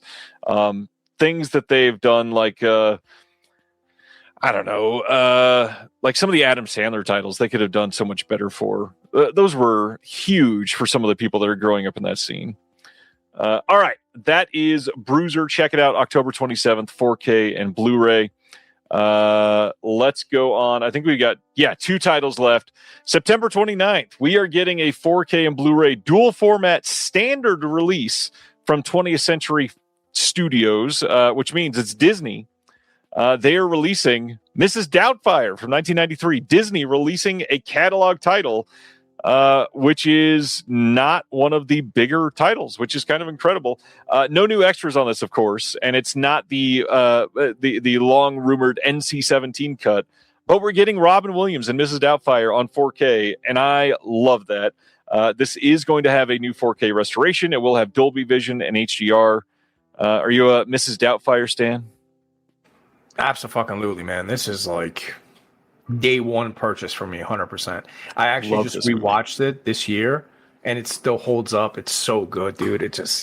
I love Robin Williams, man. Rest in peace to that man. And I like the cover too. I like the cover. I kind of like, this is the type of movie I wouldn't mind if it was a steelbook. You know, like this is this is the type of movies that I would get on a steelbook. You know, like Barbarian, I would have preferred a standard slip for that. I don't need that on steelbook. This classic, I get it on steelbook. I love that most horror fans are like, give me Barbarian steelbook, and you're like, Mrs. Doubtfire, give me that to steelbook. Yeah, I don't know. For some reason, like horror, I just don't. I don't know, man. I look at like classics, like legendary films, getting the steelbook, treatment. And like, like A24, like honestly, I'm annoyed with A24 for not putting their shit out through Lionsgate anymore. Because I like those standard slips that they would have at, Walmart and etc. Not. Really? Yeah, I couldn't stand them. Really? See, I don't know, man. I feel like they're also not putting out as many movies on physical anymore. They're really Disney, you mean? No, or A24. A24. Oh yeah, you and I have had this conversation many times. Yeah, it's starting to like kind of concern me because I'm like, man, you guys are putting out like 50% of what you're releasing now on physical. Like, what's going on here? But yeah, I don't know, man. Mrs. Doubtfire. Wish it was on Now I'm gonna be pissed if they put it out on fucking steelbook and like, dude. I can see it. Put it out on steelbook as soon as I get the standard flip. Disney will not do that. Disney will not do that. Fair. Yeah, touche. It is Disney. That's true. Just so everybody's aware, I see at least one of the comments mentioning it. There are some more Disney 4Ks that are coming up. So we've got listings over in France for Commando and Strange Days. So those are coming out on 4K. And that will almost entirely be here in the U.S. as well. So you can count on those. There are a couple more that are going to be coming as well. And it's pretty exciting to see that Disney is coming out with some catalog titles that are from Fox. That's not something that's been happening. I'm kind of curious if the delay, because there's not been a new Disney 4K in months at this point, which they were doing one like every 3 or 4 months for a while. It's been longer than that now. It's been like 6, 7, 8 months, something like that since the last one. I wonder if the whole CEO change had something to do with the delay, and internally they were working on some things. And now it looks like in the next few months, we're going to be getting a good 5 or 6 titles maybe. And if that's the case, keep them coming. I'd love to see it. No, I mean, that's music to my ears. Commando is like one of those. I don't even have it on DVD. Same. I don't have any of it. I just been waiting for it. Like, please, for the love of God, man, can we just get a fucking Blu-ray? Just like a stand. Just give me something. It's an Arnold movie. It's a huge movie. How is this not on disc? Yeah. So I'm glad that's getting a release. I still want Bloodsport. I know it got a steelbook. Region 2. I didn't buy it because I was like, well, I guess we're gonna get a Region 1 version of it. I know that's not Fox, is it? That's not Fox. It is. I don't remember who it is in the U.S. Yeah. But regardless, like I'm still waiting on that to come out in the U.S. and I don't I don't know. Bloodsport, you would think it would have a 4K in America, but here we are. It's Warner Brothers, I think. Yeah, that's even more confusing. Well, I guess maybe. It could be Arrow. Yeah, I was gonna say they work with other people, so I mean, Yeah, I can see Arrow putting out like a nice chunky edition of that easily. And it could be that I don't remember who did it. If it was Turbine in Germany, they might have an exclusive on the restoration, because that's what just happened with Arrow with the Frighteners. Turbine had a 5-year exclusive on the 4K restoration, which is why Arrow's just got announced, because the Turbine one came out 5 years ago. So that could be why. It could be something like that. Yeah, and the Turbine one, I missed out on that because the box was like huge, and I was like, yeah, I remember Frighteners, I enjoyed it, but I don't know if I need. It was Cape Light, says Mozart. Oh, okay. I mean, it still could be exclusive to them, and obviously it probably did very, very well for them because it is a beloved film. So I guarantee lots of people imported that one. That even people that don't normally import probably imported that one. Yeah, I just want to get my Van Damme, Schwarzenegger, and Sylvester Stallone collection finished. Those are mainly the one. Like I'm as far as Sylvester Stallone, just give me Copland, give me Over the Top. Copland is great. Yeah, just give me those two, and I think I'm set. I think I have everything else on 4K already. Give me those two. That's all I need. Maybe Tango and Cash, or whatever. Give me a couple of those. But as far as Arnold, I think Commando is kind of the last one, right? At least of the big ones, yes. I'm sure there's a couple of smaller films that he's been in that doesn't have anything. But what, Red Heat? I think that got a 4K. That's been out there, yeah. Yeah. So he doesn't have that much left.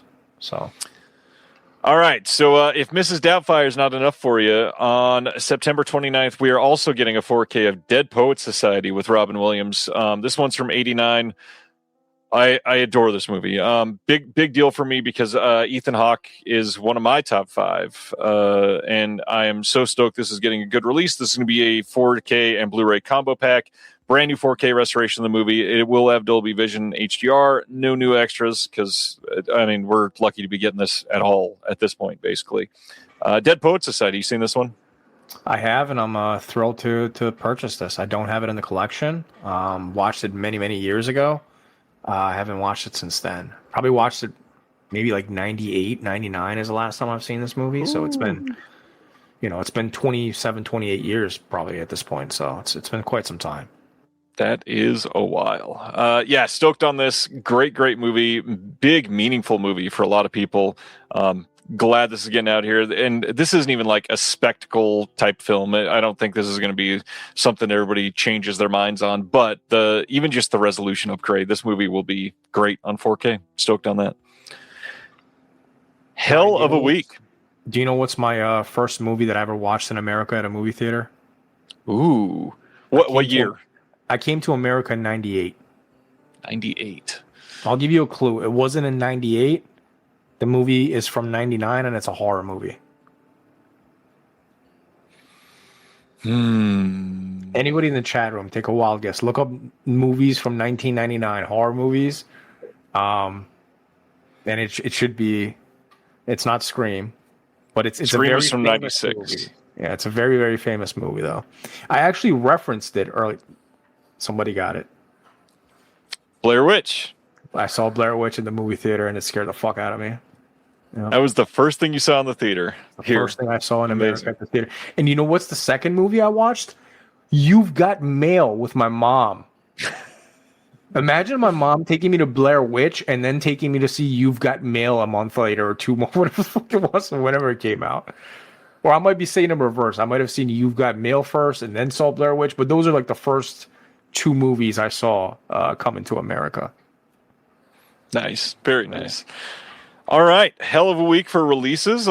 Just in case you forgot, let's share what's coming out next week. All of the Vinegar Syndrome ones are going to be on here because it's the last Tuesday of the month. But we're going to cover the other ones that are for getting their first release next week. So like Identity 4K, which I'm stoked about from Arrow. We've got the Mandalorian and Grogu physical release. We've got Enemy at the Gates 4K. Disclosure Day maybe coming out next week. I think the Steelbook is looking to be delayed on that one if you're super excited about Disclosure Day. The Saint, a 4K Steelbook. He-Man and the Masters of the Universe Blu-ray. Your Name 4K Steelbook from G-Kids. We've got Island of the Fisherman coming out next week. That's a Vinegar Syndrome title. United 93 4K. We've got Anti-Mame 4K from Warner Archive. We got Sheep Detectives. We've got Practical Magic 4K Steelbook, which I'm actually looking forward to. I haven't seen that one in ages. The War Wagon 4K from Kino. Monster Collection 1 from Discotech. Speed Racer, the complete series. We've got the Stuntman 4K in the U.S. We've got, let's see, Coup de Torchon from Criterion. The Bad Seed from 1956 from Warner Archive. Stoked on that one. Harlan County, USA 4K. I am quite interested in seeing that one. It's been a long time. I can't remember the last time I watched that. Had to have been back in school or something. The Wings of Eagles from Warner Archive. We got Shogun's Ninja from Arrow. We've got the Black Cat 4K getting its release from Severin. That should be shipping here soon. We've got Linda from G-Kids. That was announced fairly recently. Fast and the Furious 4K Steelbook of the original film. Caroline. I am looking forward to that one. The next Adam Raymeyer movie. Circle of Iron 4K Steelbook has begun shipping from Blue Underground. I got that one. I think somebody posted a pickup that I saw already, so should be out there for people. Perfect Strangers, the complete series, if you're into that one, that'll be out there next week. We've got... let's see. P.O. Box Tinto Brass 4K from Cult Epics. Reacher Season 3 getting out there, I believe. Season 4 is now streaming or going week by week at this point. Are You There, God? It's Me, Margaret 4K getting its upgrade next week as well. Broadway Melody of 38 from Warner Archive. Eclipse Series 49 from Criterion. And... if I remember right, just a couple left. The Human Comedy from Warner Archive, Digimon Collection from Discotech, Till We Meet Again, Film Noir, The Dark Side of Cinema, number 27, Kamen Rider, Skyrider from Discotech, Father, Mother, Sister, Brother from Mubi, Past Midnight, the VHS Retro Collection from Alliance, which used to be like $11 on release, and now it's $25.99, kind of crazy. Wild rising in price there. She Ride Shotgun 4K next week. I'm assuming you have not seen She Ride Shotgun. I would seek that out if I were you. That's a good one. I have not. I don't think I've even heard of that one. Came out last year. Pretty much nobody saw it. It was a great theatrical experience. Power Ballad comes out next week. Merci la vie from Indicator is next week as well.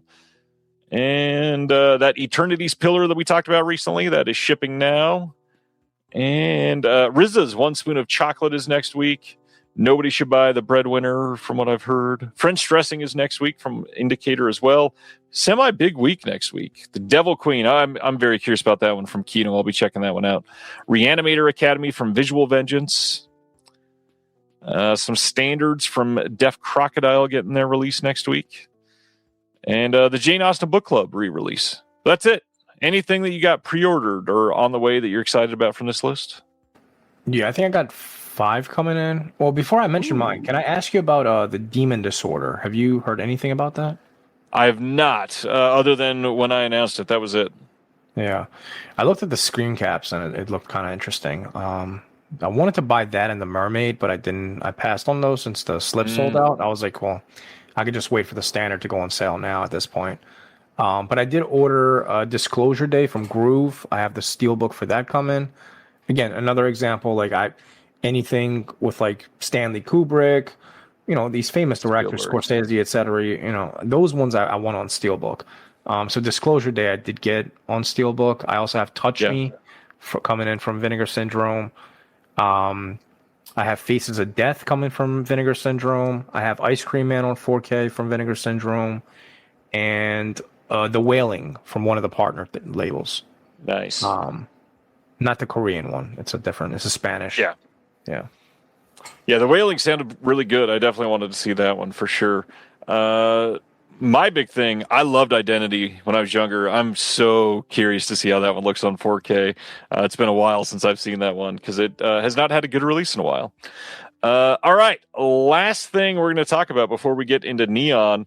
We announced a new online series this week. Let me play a trailer for this. This is our new show for Antenna and Someone's Favorite Productions with our friends over at Get Super Rad, check out our video for Video Implosion. Interior video store, Friday night. The sun just disappearing behind the hills. Two people inside browsing as they organically search for and define the perfect double feature together. Through the spontaneous process of debating, remembering, and reacting, conversations naturally emerge about cinema, personal taste, nostalgia, genre, aesthetics, and even cultural impact. The chemistry between the subjects, the randomness of discovery, and the tactile experience of interacting with physical media are the foundation of the series where nothing is picked out ahead of time. The goal here is to highlight the shrinking world of video stores and how we interact with them through memories, culture, and good vibes. It's like the Criterion Closet, but messier. Like the Cinema Club, but lo-fi. Like What's in My Bag, but looser. Like Four Favorites, but less focused on getting the right answers. This is Video Implosion.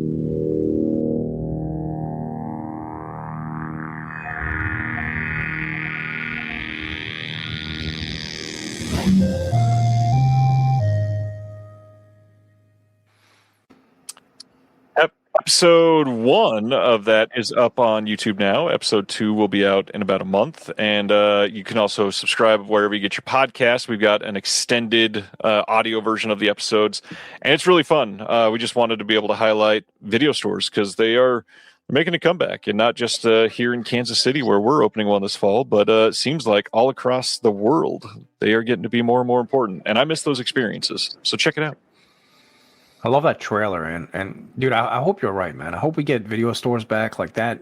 I miss that feeling so much, man. Same. I can't even though I pretty much own like most of the stuff that I've wanted to see. Like if I stop buying movies right now, like I have a pretty decent collection where I'm like, okay, I'm okay with this. But just even if I can just go to the video store and browse the same titles that I own at home, it's still a different feeling. I just want to have that experience again. So I hope you're right, man. I hope we start to see a boom again in video stores. In Philadelphia too. We don't have shit out here. So Vinegar Syndrome, I know you put one out in Pittsburgh. I'm looking at you, man. Philadelphia. I don't know what you're doing over there, but Mozart is asking if I had anything to do with Atomic moving his store. For those that don't know, Atomic Movie Store was in Lawrence, Kansas, which is from my house 45 minutes-ish, maybe 50.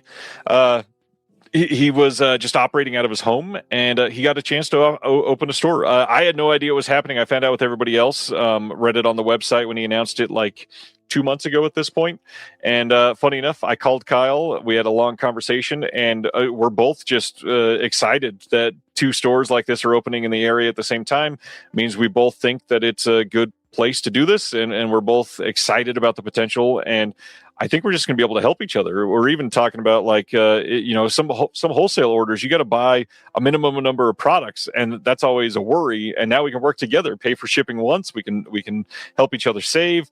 If anything, it's just good things. We're going to help each other out and deliver things in person, even. So yeah, we'll be partners, not enemies. I promise. Neon, are we ready? I was born ready, man. I love Neon. Well, how do you feel about Neon overall? Because it's an interesting situation because everybody looks at them as this incredible company who somehow keeps getting all these Palme d'Or winners. The reality is, for those that don't know what Neon's been doing, they go to Cannes and they buy like 5 titles that are doing very well with the critics, and they just assume that they're going to try to get one of the Palme d'Or winners, and it's worked out very well for them. They've distributed the Palme d'Or winners like the last 6 years or whatever it is, which is astonishing. To be able to say that about your catalog is wild. But they do have really great curation. I can't really fault them for that. I've liked a lot of their movies. I'm very, very happy with what they've put out, and we're going to talk about their horror output tonight. But how do you feel about just the company as a whole? I think overall, honestly, I think they're head to head with A24 at this point, to be honest. Pretty quickly. Like A24, I was an apologist for many years, man. Like I watched everything they put out. I bought every single release they would put out. And then, I feel like A24 they've gotten huge over the last few years, right? Like they've gotten pretty big. And I don't want to say they forgot where they came from, because they still put out horror movies. Like, I mean, Backrooms is probably my favorite movie of the year so far. but it's not the same type of output. It's not the same level. Yeah. You know, like we're getting maybe one really decent horror movie from a year. They didn't have any misses when it came to horror. I'm talking about A24. Right. Then they put out Opus and that Brandy movie, and then now Undertone, which again, it's not a bad movie, but it's not the caliber that I'm used to. Like A24, I hold them to a certain standard, and I feel like Neon, they did a comedy horror earlier this year. I think I didn't watch it. I watched the trailer for it, but that was the only movie that they've put out where I was like, yeah, I think that's going to be a pass for me. I don't even want to see that. I think they've held the horror world down more than A24 has the last few years. You look at what Neon released last year. I think they did what? Long Legs. They did Keeper, right? Yep. And they did another big one. What was Together last year as well? Yes. And The Monkey, right? Or was that this year? No. The Monkey was this year. Yeah. I think Long Legs was the year before last year. Okay. So then they put out Keeper last year, Together, and another one I forget. But they've put out more horror movies, I think, per year than A24 has, and I haven't been disappointed at all, man. Like, I mean, the stuff that they've put out, the only one that I could honestly kind of complain about that I watched was Ennie's Men. Did you see that one? They got a BFI release. Not yet. Super fucking boring movie. Like, my God, dude. Again, this is coming from I love like these avant-garde art housey fucking movies that don't make sense. Like, I love that. I'm built for that, dude. I adore those type of movies. And this movie had so much going for it, and it just never reached that. There was no payoff, you know. It was just kind of like weird visuals for a few minutes, and the rest of the time it was just boring as hell. But that's one of the only titles that I can name as far as Neon horror movies that have been a letdown. So overall, I would say Neon is probably my favorite horror label currently, as far as newer movies. You know, Interesting. I think it's hard for me to choose A24 over them right now, man. Because again, I mean, Together, Keeper. I didn't hate Shelby Oaks either. I know a lot of people hated that and gave it shit. I didn't think it was particularly a great movie. Yeah, I didn't think it was a great movie, but I didn't think it was as bad as people were making it out to be either. You know, they put out Exit 8. I haven't seen that. That's from this year, I believe, right? Yep. Yeah. So they've been pretty active as far as how many horror movies they've been putting. Her Private Hell, I didn't see. Leviticus. Like, they put out a ton of shit. There's Hokum. I mean, how many horror movies are they putting out? There's just this year, you know? And then A24 has, you know, Backrooms, Undertone. That's it, I think. For horror, yeah, I think so. Yeah. I don't think they have anything else announced for the rest of the year either, you know? Yeah, that movie was shitty. I didn't like that movie at all. I thought it was terrible. I've not seen that one. I bought it and I thought it was terrible. I hated it. I am trying to figure out what was the horror comedy that Neon put out this year that you were talking about. Let me look it up. I don't remember, but I can look it up.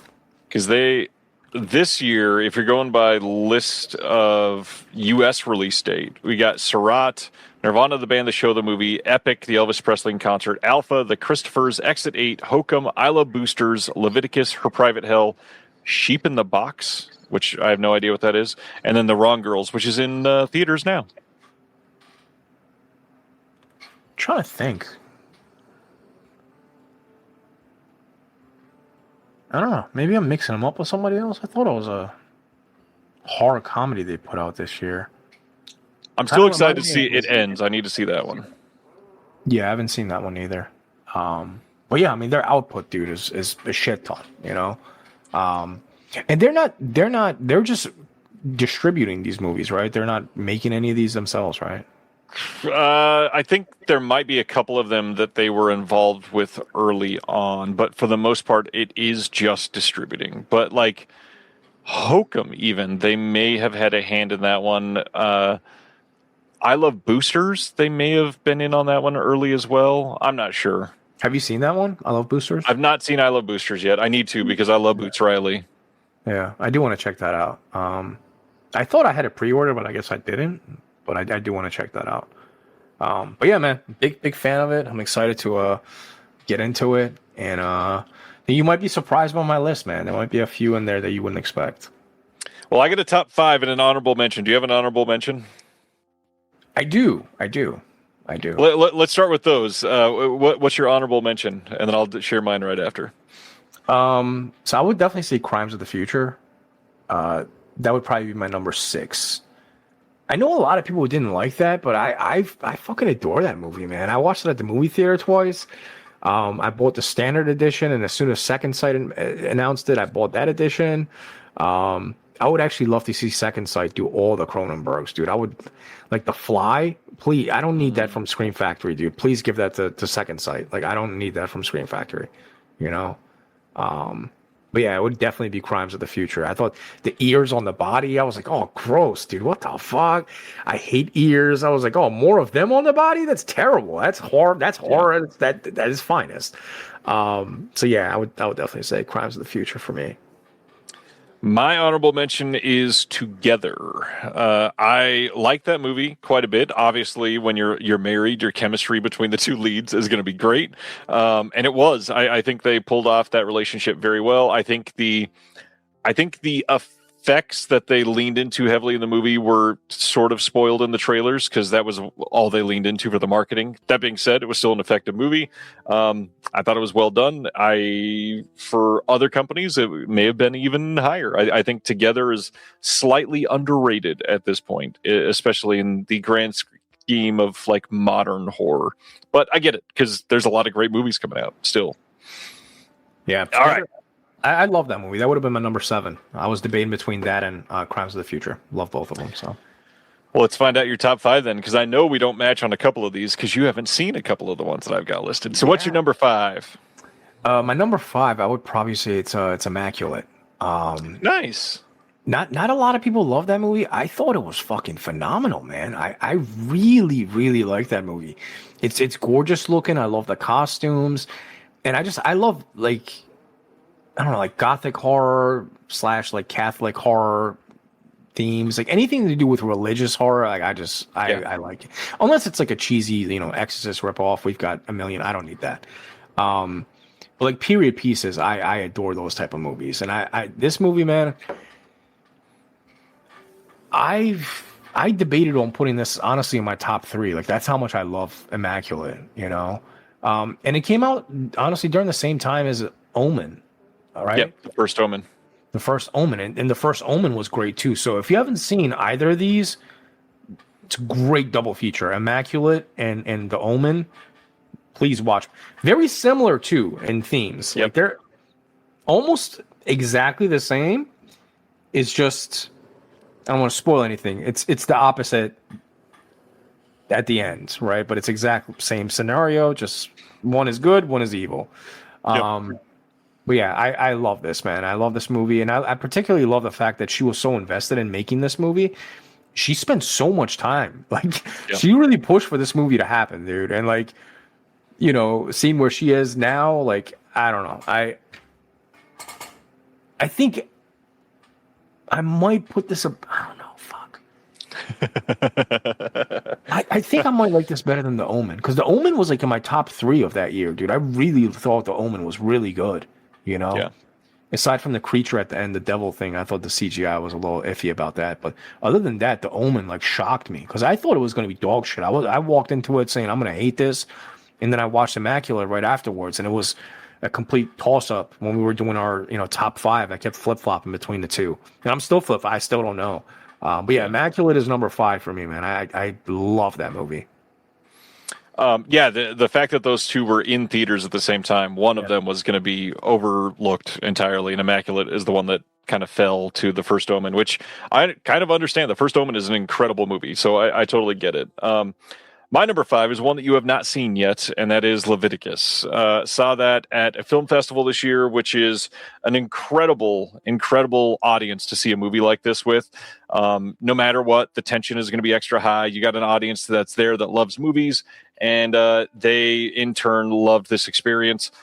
There is a scene in this movie, not going to go too deep into it, but what everybody is selling this as is It Follows, but for the queer crowd. And I get it, but it's also deeper than that because of the way that it's made and the fact that it's fear of somebody coming to kill you, and it's literally just somebody that you know that is taking on this sinister side. And so it's a really unique way because no matter what you know about the characters on screen, every scene is pure tension. So it is sort of terrifying. Fire Truck is asking if there's a 4K of The First Omen. There is not, because that's actually a Fox film. That is a Disney Fox title. And so we're lucky that it's anything. But yeah, Leviticus is a movie that got overshadowed this summer, just like we were just talking about with Immaculate, because it came out right after Obsession, because it came out right after Evil Dead Burn, because it came out during a time when horror had this big renaissance. And so hardly anybody got to see Leviticus. It played in theaters for like 18 minutes, and that was it. This movie is really well acted, and it's got a scene specifically that is attempting to sort of make conversion therapy terrifying in a really unique way. And it's more like metaphorical, but my God, it's a great scene. Love the movie. Love the way that it's filmed. Love the way that the backdrop is this gorgeous small town in Australia. Yeah, I like Leviticus quite a bit. Yeah, I haven't seen it. I honestly, It Follows is like one of the most overrated horror movies to me. I really don't like that movie. So I was hoping that you weren't going to compare it to that because everybody else already has, and I'm like, fuck, I don't want to watch it. I do have it pre-ordered though. It's deeper than that. I think you'll like it more than It Follows. Good. Because I thought It Follows. It's kind of just surface level. Oh, shout out to Master Chaos, man. Much love, man. Love that dude. But yeah, I haven't seen Leviticus yet, but definitely will be checking it out. Again, Neon, dude, they're putting out like 4 fucking horror movies this year. That's a lot. Every quarter a horror movie. That's pretty incredible. Yeah, it's pretty impressive, man. Whereas A24, sitting at 2. Sleeping. Yeah, they're sleeping, man. They're making too many fancy dramas nowadays. My number 4 is one of their older titles. I think it's one of their oldest titles. It's from 2017. I don't like.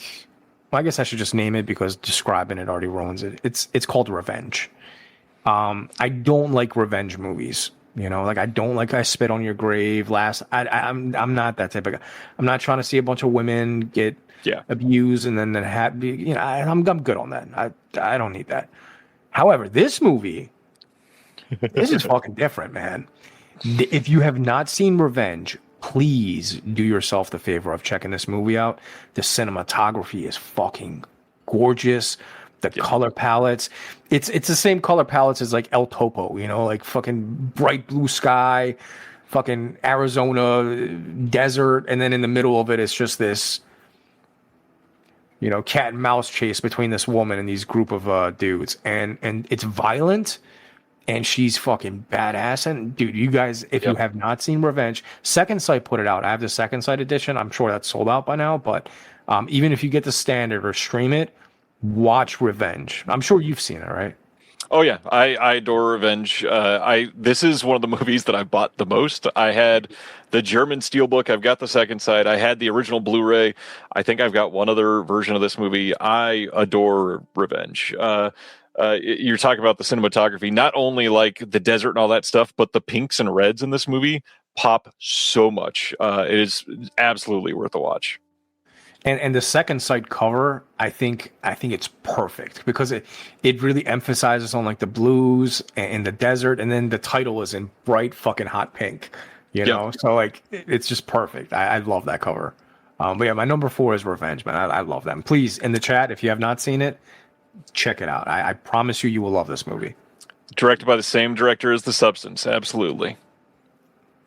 I did not choose Revenge on my list because I'm the odd one that's going to be a stickler for genre. To me, this doesn't feel like a horror movie, so I left it off because of that. I mean, that's fair. I just put it in just because like I Spit on Your Grave, like those movies they're considered horror movies. So it's like, well, I guess we have to consider this a horror movie but it is more of a thriller. Like I would agree, it's more of a thriller. If I could categorize it myself, I would say it's a thriller. But I'm also sort of lampooning myself because my number 4 is also one that I could see a lot of people arguing is not a horror movie at all, but it is Titan.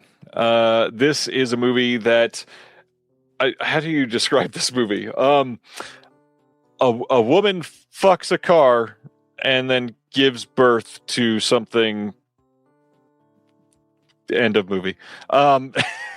This movie is wild, and it is directed by the same lady that did Raw, and because of that, a lot of people had expectations going into this, and it turned into more of an art house metaphorical piece, and it's incredible. I love Titan. I love the way that it's made. It looks beautiful.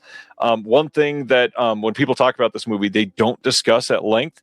I love the opening of this movie, which is one of the best on-screen car crash scenes ever because it is visceral and hard-hitting, and it feels traumatic in a way that if you've been in a car crash, it is one that will be like, oh, this was uncomfortable because it put me right back in that seat again.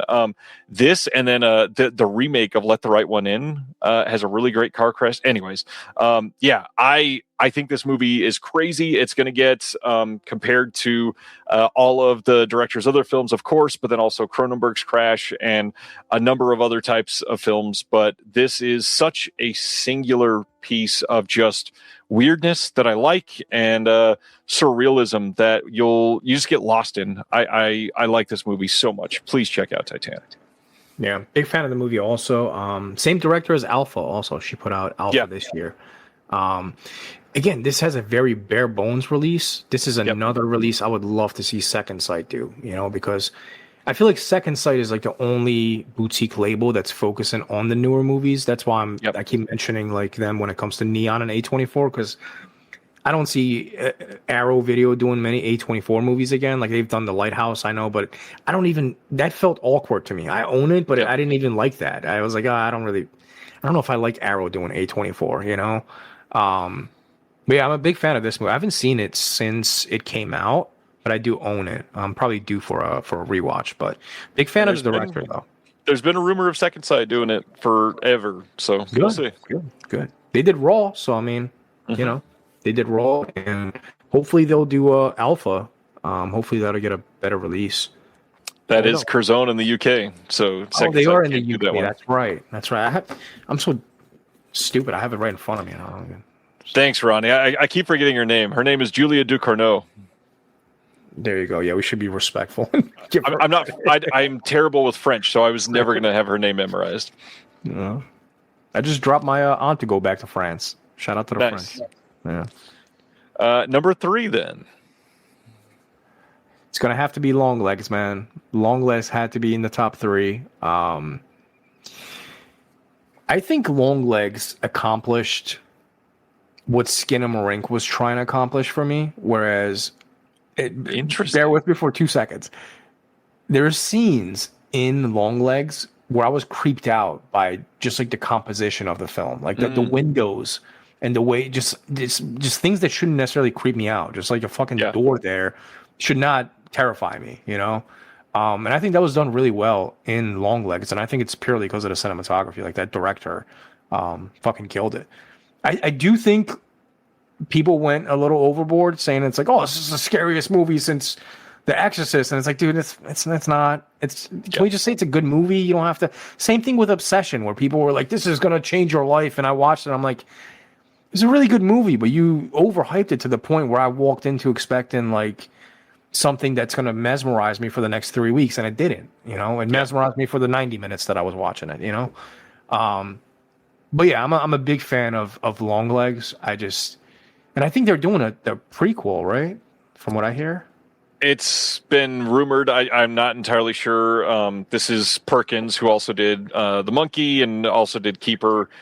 He was just kind of the hot thing for a little while because he did so many movies. He did 3 movies in a span of like 18 months. And so he was all about everything. I'm not sure. I think there was maybe confirmation.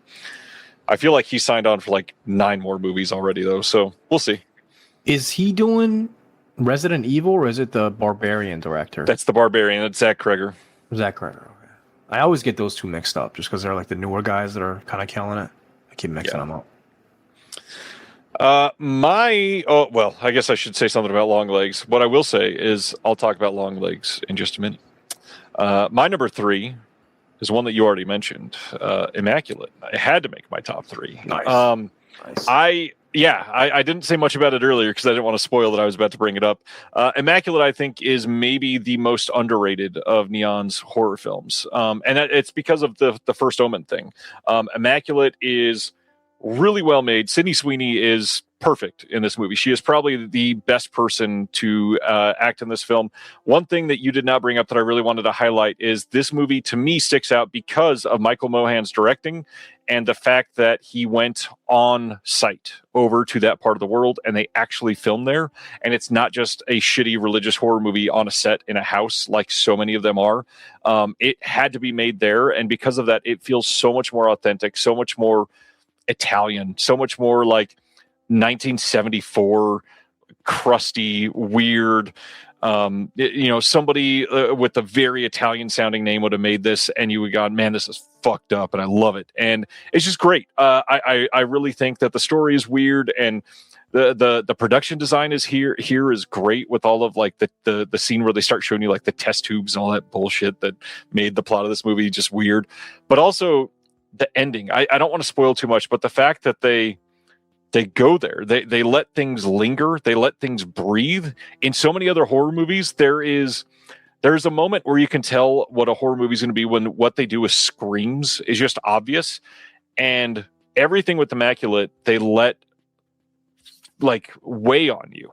Sydney Sweeney screams for like 18 seconds in a row at the end of this movie. And any other movie would have been like 3.5 seconds, cut it off, credits, some hard rock sound, whatever, and that would have been awful.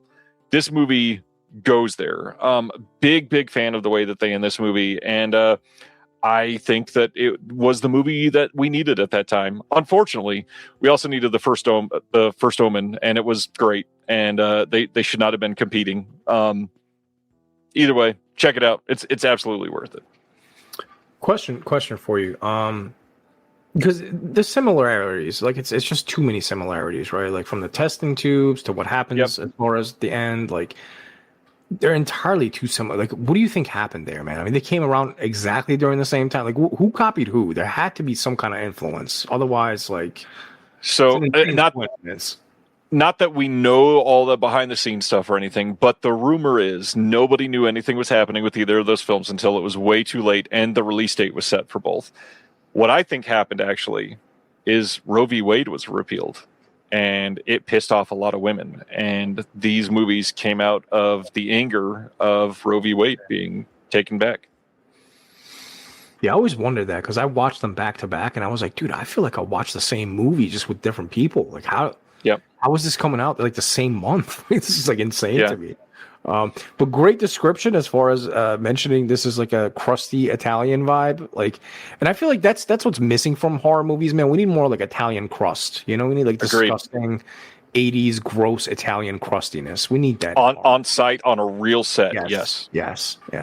Because again, you know, Netflix did the Texas Chainsaw movie a couple years ago, right? I didn't hate it. I didn't think it was terrible. I loved the mask. I thought it was one of my favorite Leatherface masks. I was like, dude, old Leatherface. It's so gross. Like, I want to throw up. I was like, this is amazing. You know what ruined it for me? Because you could tell it wasn't shot in Texas. You could tell it's a set. And it felt so off, you know? And dude, going to the set, like going to the actual location, it adds so much. It's almost like practical effects, you know what I mean? Like, You can't just CGI everything. When they do like miniatures, that holds the test of time. You look at Lord of the Rings, it still looks good because there's no CGI. It's mostly actual miniatures. So I compare that going to location because it's annoying and you're gonna have to take that extra step, but it adds that extra layer of depth to the movie that I really appreciate. And yeah, you're right, Immaculate. Like it felt Italian. I knew it was Italy. You know what I mean? You didn't have to sell me on it. It felt Italian. That Texas Chainsaw movie, they also ruined the script. The original script was much better before they ruined it. And that'll never get a physical release either, man, sadly. You know, it's very annoying. Probably not. I mean, Hellraiser got one, and I didn't think that one would. So we'll see. Yeah, got that, the media book? 4K media book? And a steelbook, I think. Really? Still in stock. I might have to pick that up. It's still in stock on Orbit too. Nice. Number 2 for you. Yeah. So number 2 is again, I've mentioned the Cronenbergs. I love Infinity Pool. I love Infinity Pool. I've done a cover for you with Infinity Pool. It was as soon as that movie came out, I actually did that illustration for it. Infinity Pool there's a scene, the stabbing scene, and dude, I could feel that in my gut. You know what I mean? Because that you mentioned with Immaculate, and then them letting the scene breathe and kind of lingering on. That stabbing scene was felt like a minute long, man. I felt like I watched this man get stabbed 45 times in a minute, and it was very uncomfortable. The masks, I fucking love those masks that they use. And just the overall concept of it is I honestly think, again, this is a very, very, very bold statement to make because he's very early on in his career. But I honestly, I can see Brandon Cronenberg being just as good as his dad. I can see that. He's got 3 movies, and all 3 were bangers to me. I fucking loved all 3 of them. I've loved everything I've seen from him. Not so much his daughter. I watched Humane. That was okay, but it wasn't. I've not seen that one yet. It was okay. It was nothing spectacular. But yeah, man, if you have not seen Infinity Pool, and I mean Mia Goth, dude, I love Mia Goth so much. I have the biggest crush on that woman in the world. So anything she's in, and of course Skarsgård, he's amazing in anything he's in. So extremely violent too. It's not overly violent as far as there's only a couple of scenes that happen, but those couple of scenes are ultra violence. They're not your typical gore. It's very realistic. But yeah, you should definitely check it out. If you like sci-fi and kind of twisted, surreal horror, this is. And if you're one of those people that says Eat the Rich, go watch this movie. This will make you feel more that way because you'll see. Well, I'm the loser on this one. I still have yet to see Infinity Pool. So, oh my god, dude! Please, holy shit! Oh, dude, I need you to watch this ASAP. It's so fucking good, dude. It's so good. It's so good. If you like his other movies, then you would definitely appreciate this one. Yeah, I know I'm gonna like it. It's been a long time coming. I need to. Phenomenal. Loved it.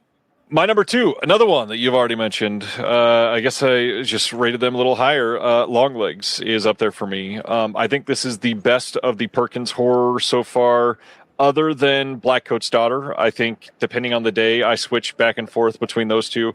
I did not like Keeper at all, and I liked The Monkey, but did not love it. For what we were just talking about, the same thing, the CGI being kind of shitty on some of these movies and that crusty Italian feeling. I did not want that in Keeper. I did not want that in The Monkey. And I feel like Longlegs is kind of the perfect medium of what he can do very, very well. And the mix of this weird serial killer movie mixed with this Zodiac feeling of we're solving a case in a way that feels very Zodiac. I loved that first time I watched Zodiac and got the we're all in this together to solve this thing, and yet at the same time all these horrible things are happening. And that's kind of what I got again from Longlegs. And I really liked what you said about the cinematography, because the opening of this movie is so damn creepy, and it's literally just Nicolas Cage in pale makeup from weird Dutch angles. And you don't even have to see his whole face. You don't have to see the bottom half of his legs. You're just unsettled because it's just his torso. And you are stuck with this perspective of being forced to be uncomfortable. And the cinematography that they use throughout Longlegs is that. They are forcing you into feelings of discomfort. And it's this unsettling horror that I feel like he gets so right in most of his movies. Keeper, I feel like it could have gone there. And I think one of the main reasons I didn't like Keeper is they over-explained everything to a point that it felt bashed in the head with exposition, and it just was too much. But the Silence of the Lambs drawing you in type of feeling of Longlegs is this very unique output in his filmography. Most of his other movies are not like that. It is such a standout for me. And Cage is great, obviously, but the fact that you get such a great performance from a couple other random, like Kiernan Shipka is hardly in this movie, and she is incredible in this. You get just this amazing standout performance, obviously. And I know you didn't love Longlegs, but when you get something so great out of a lead that doesn't do so many movies like this, but when she does, she's amazing.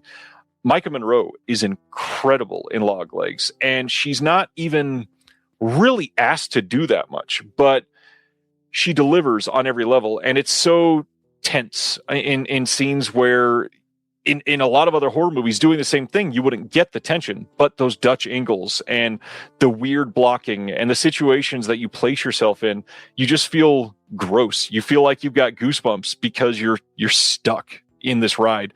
And I will never forget watching this thing in a theater. It was a great time. Yeah, there were certain scenes. You remember in Hereditary, like in the beginning of the movie where they're zooming in on the miniature?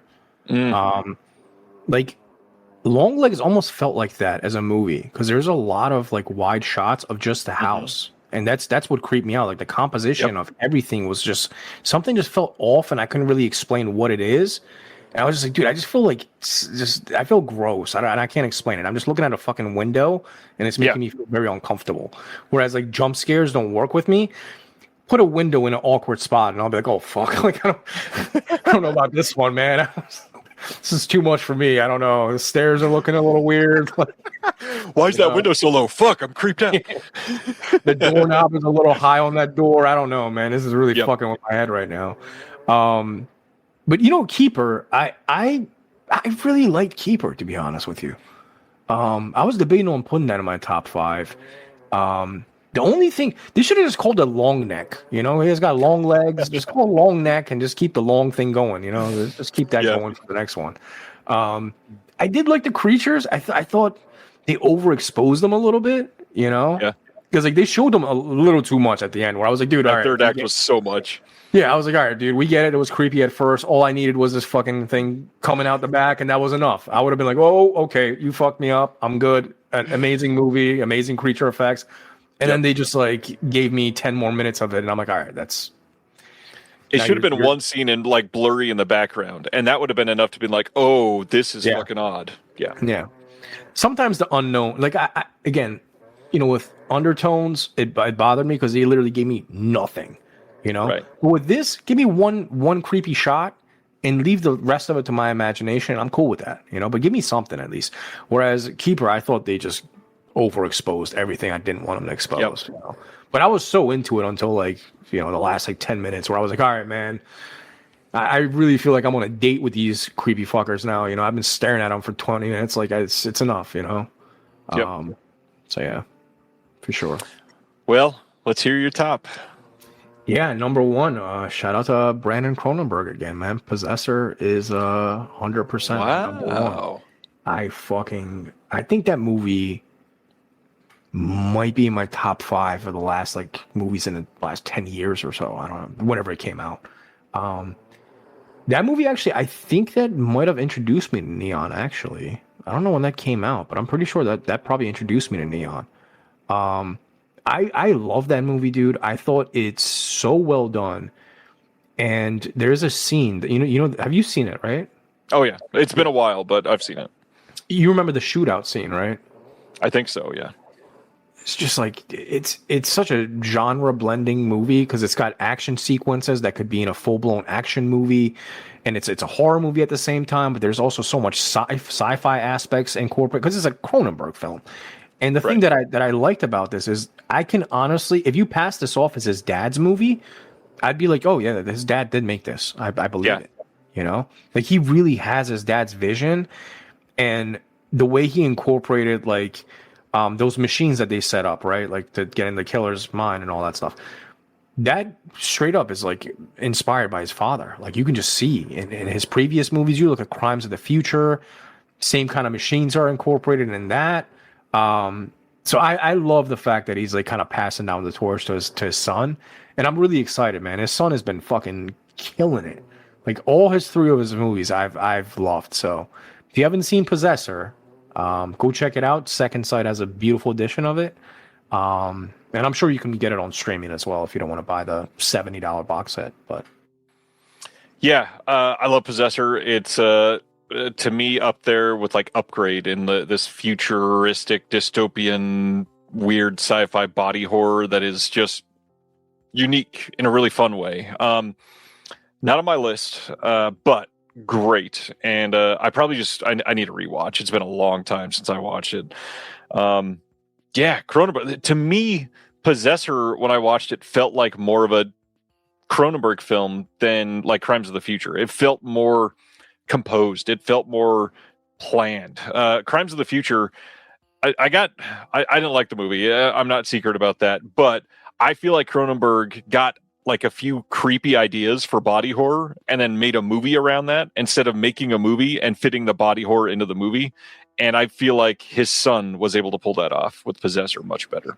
yeah, the ideas weren't flushed out well in Crimes of the Future. I'll give you that. I think visually I fell in love with the movie, and I was just so desperate to get like another Cronenberg film.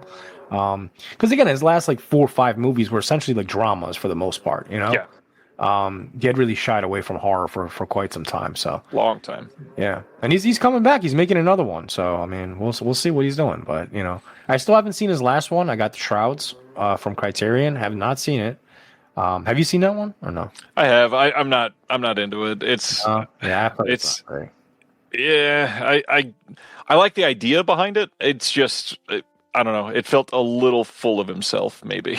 Yeah. I've heard like conceptually it's kind of unique, but the execution is just not quite there. Yeah. By the way, Well, I apologize. You can hear this dog snoring for the last 10 minutes. He's nodded over there. I've been laughing about that.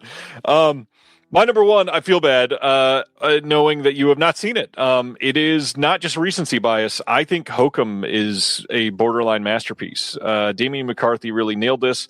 I think Adam Scott is incredible in the movie. I won't say too much because it's brand new and I know many people have not seen it yet, but I think horror-wise, through Neon, I think this is their top of the pile.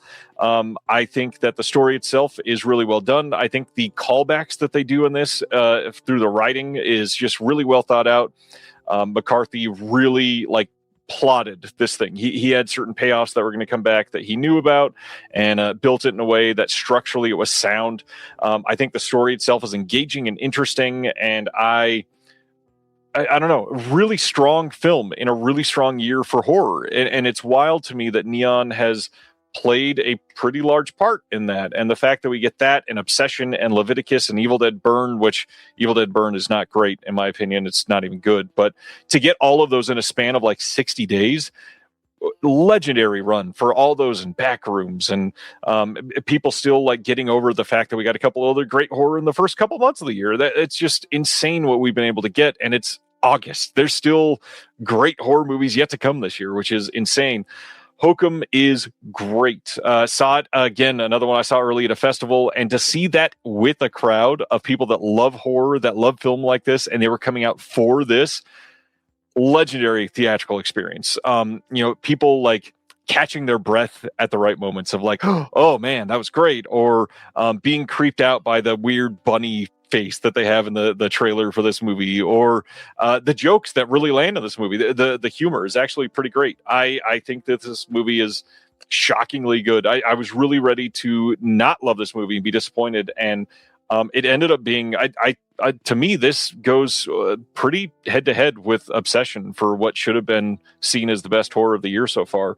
I've still not seen Backroom, so that could win me over. But yeah, those two at the same time, those two coming out again, wild. The fact that you could go out on a random Friday night and see both those movies in a movie theater, insane to me. I know what I'll be watching tonight, man. I still haven't seen it. I think I'm going to pop this in tonight and watch it because I've heard so much good things about it. You know, I don't want to spoil anything, but I've heard some things that interested me. So I was like, oh, that's in there. I'm definitely going to watch it now, you know.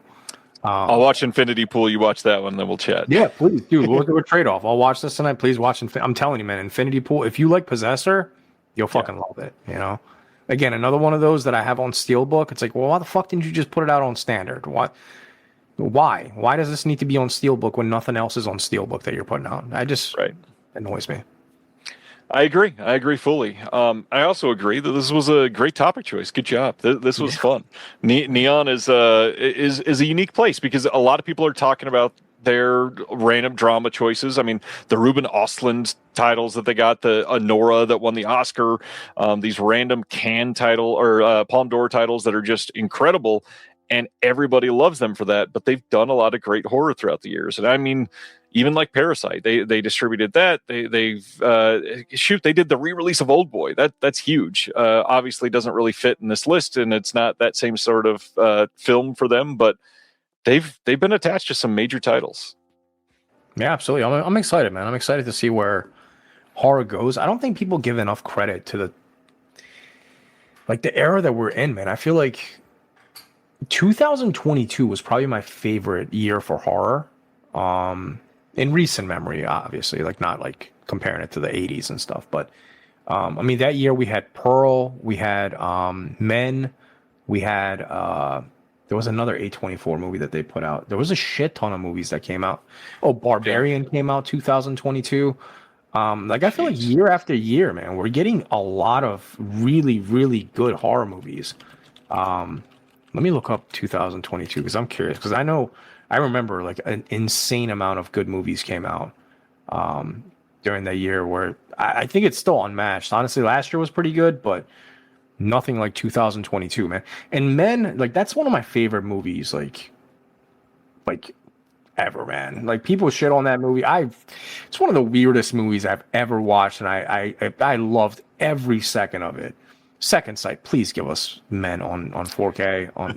I mean, and Hereditary. Like Hereditary, the fact that we just have like a shitty fucking bare bones 4K version. Like, why isn't A24 doing like a deluxe version of this? Yeah, it's one of your biggest movies. Why does Midsommar have a gigantic version? Yeah. Hereditary does not. It's just I don't understand it. I'm shocked that they have not revisited Hereditary or The Witch in those giant like highlight releases that they've done. So X came out 2022. Also Pearl, Men. We had Watcher, which I don't remember. Crimes of the Future came out. Nope, I think is super under. I love Nope. I love Nope as well. Great. I think it's his best movie by a long shot. I agree. I love that movie. Didn't really like. We had Orphan First Kill. I didn't see that. Barbarian I mentioned.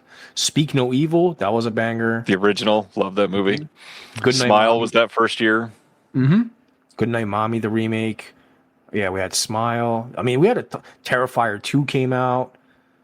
Hellraiser came out. I mean, dude, 2022 was phenomenal when it comes to new horror movies. And Hellhole. You remember that Polish movie on Netflix? I've not seen it yet. It's supposed to be great. I need to see it. Oh, please, man. The climax of that movie. Oh, fuck.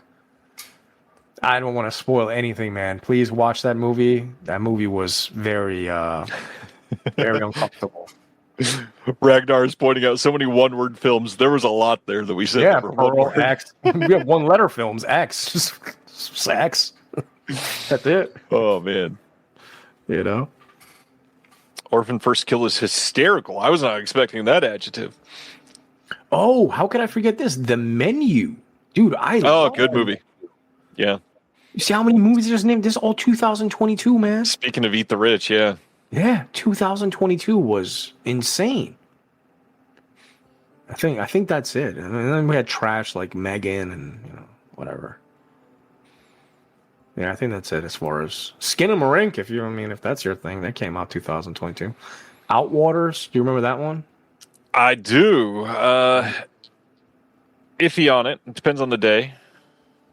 Oh, I forgot. Talk to Me came out 2022. Jesus Christ. Another great movie. Another 824 too. Yeah. Again, dude, I just named like 20 movies that came out in 2022. Like that's what a time to be alive. And 2023 was good. 2024, 25, 26. Like we're kind of in a special era, I feel like, with horror movies, I can't really argue that.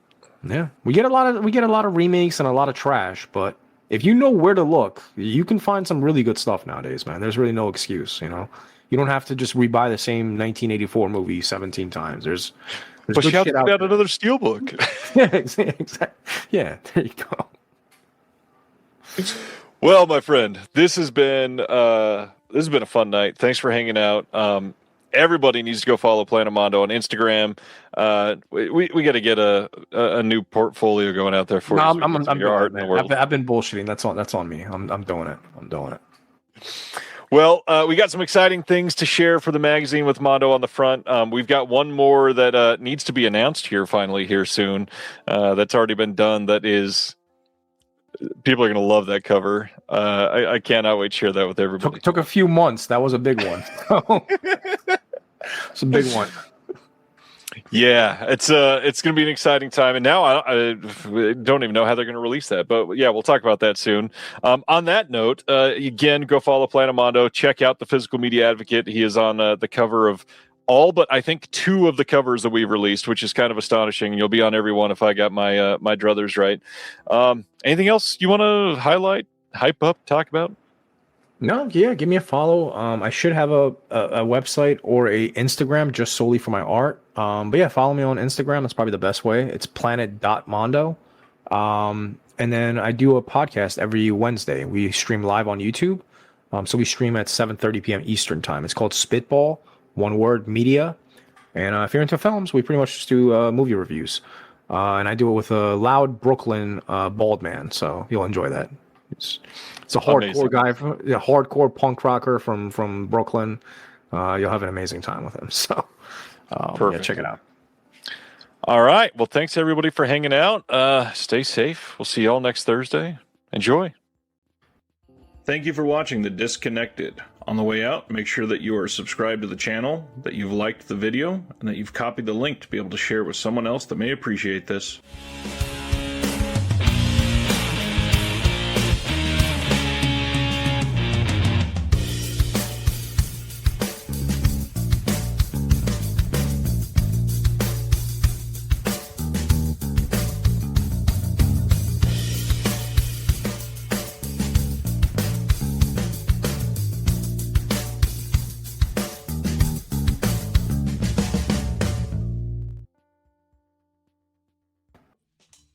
Do you love movies? So do I. What's up, y'all? It's KB, and I love movies. Inviting you to listen to The Conversation, a film podcast where passion meets perspective and opinion. From the old school to the new, I invite a guest on to discuss the movies that thrill us, challenge us, break our hearts, or even blow our minds. There's always new episodes dropping wherever you get your podcasts. So join the conversation. We don't just watch movies. We love talking about them too. The Conversation with KB Loves Movies, a part of Someone's Favorite Productions podcast network. Hello and welcome to Tumbleweeds and TV Cowboys. My name is Hunter. In this podcast, I'll be joined by a different guest each week to discuss a classic Western movie or TV show. I've been a fan of classic Westerns for as long as I can remember, and in recent years, they've become very nostalgic for me. I love the aesthetic, the tropes, and I love seeing different filmmakers' takes on them.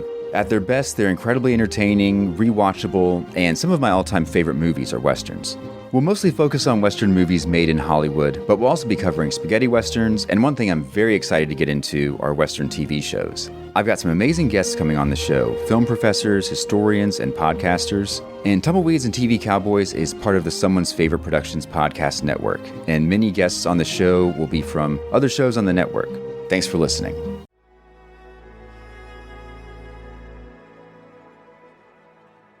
Thank you for listening.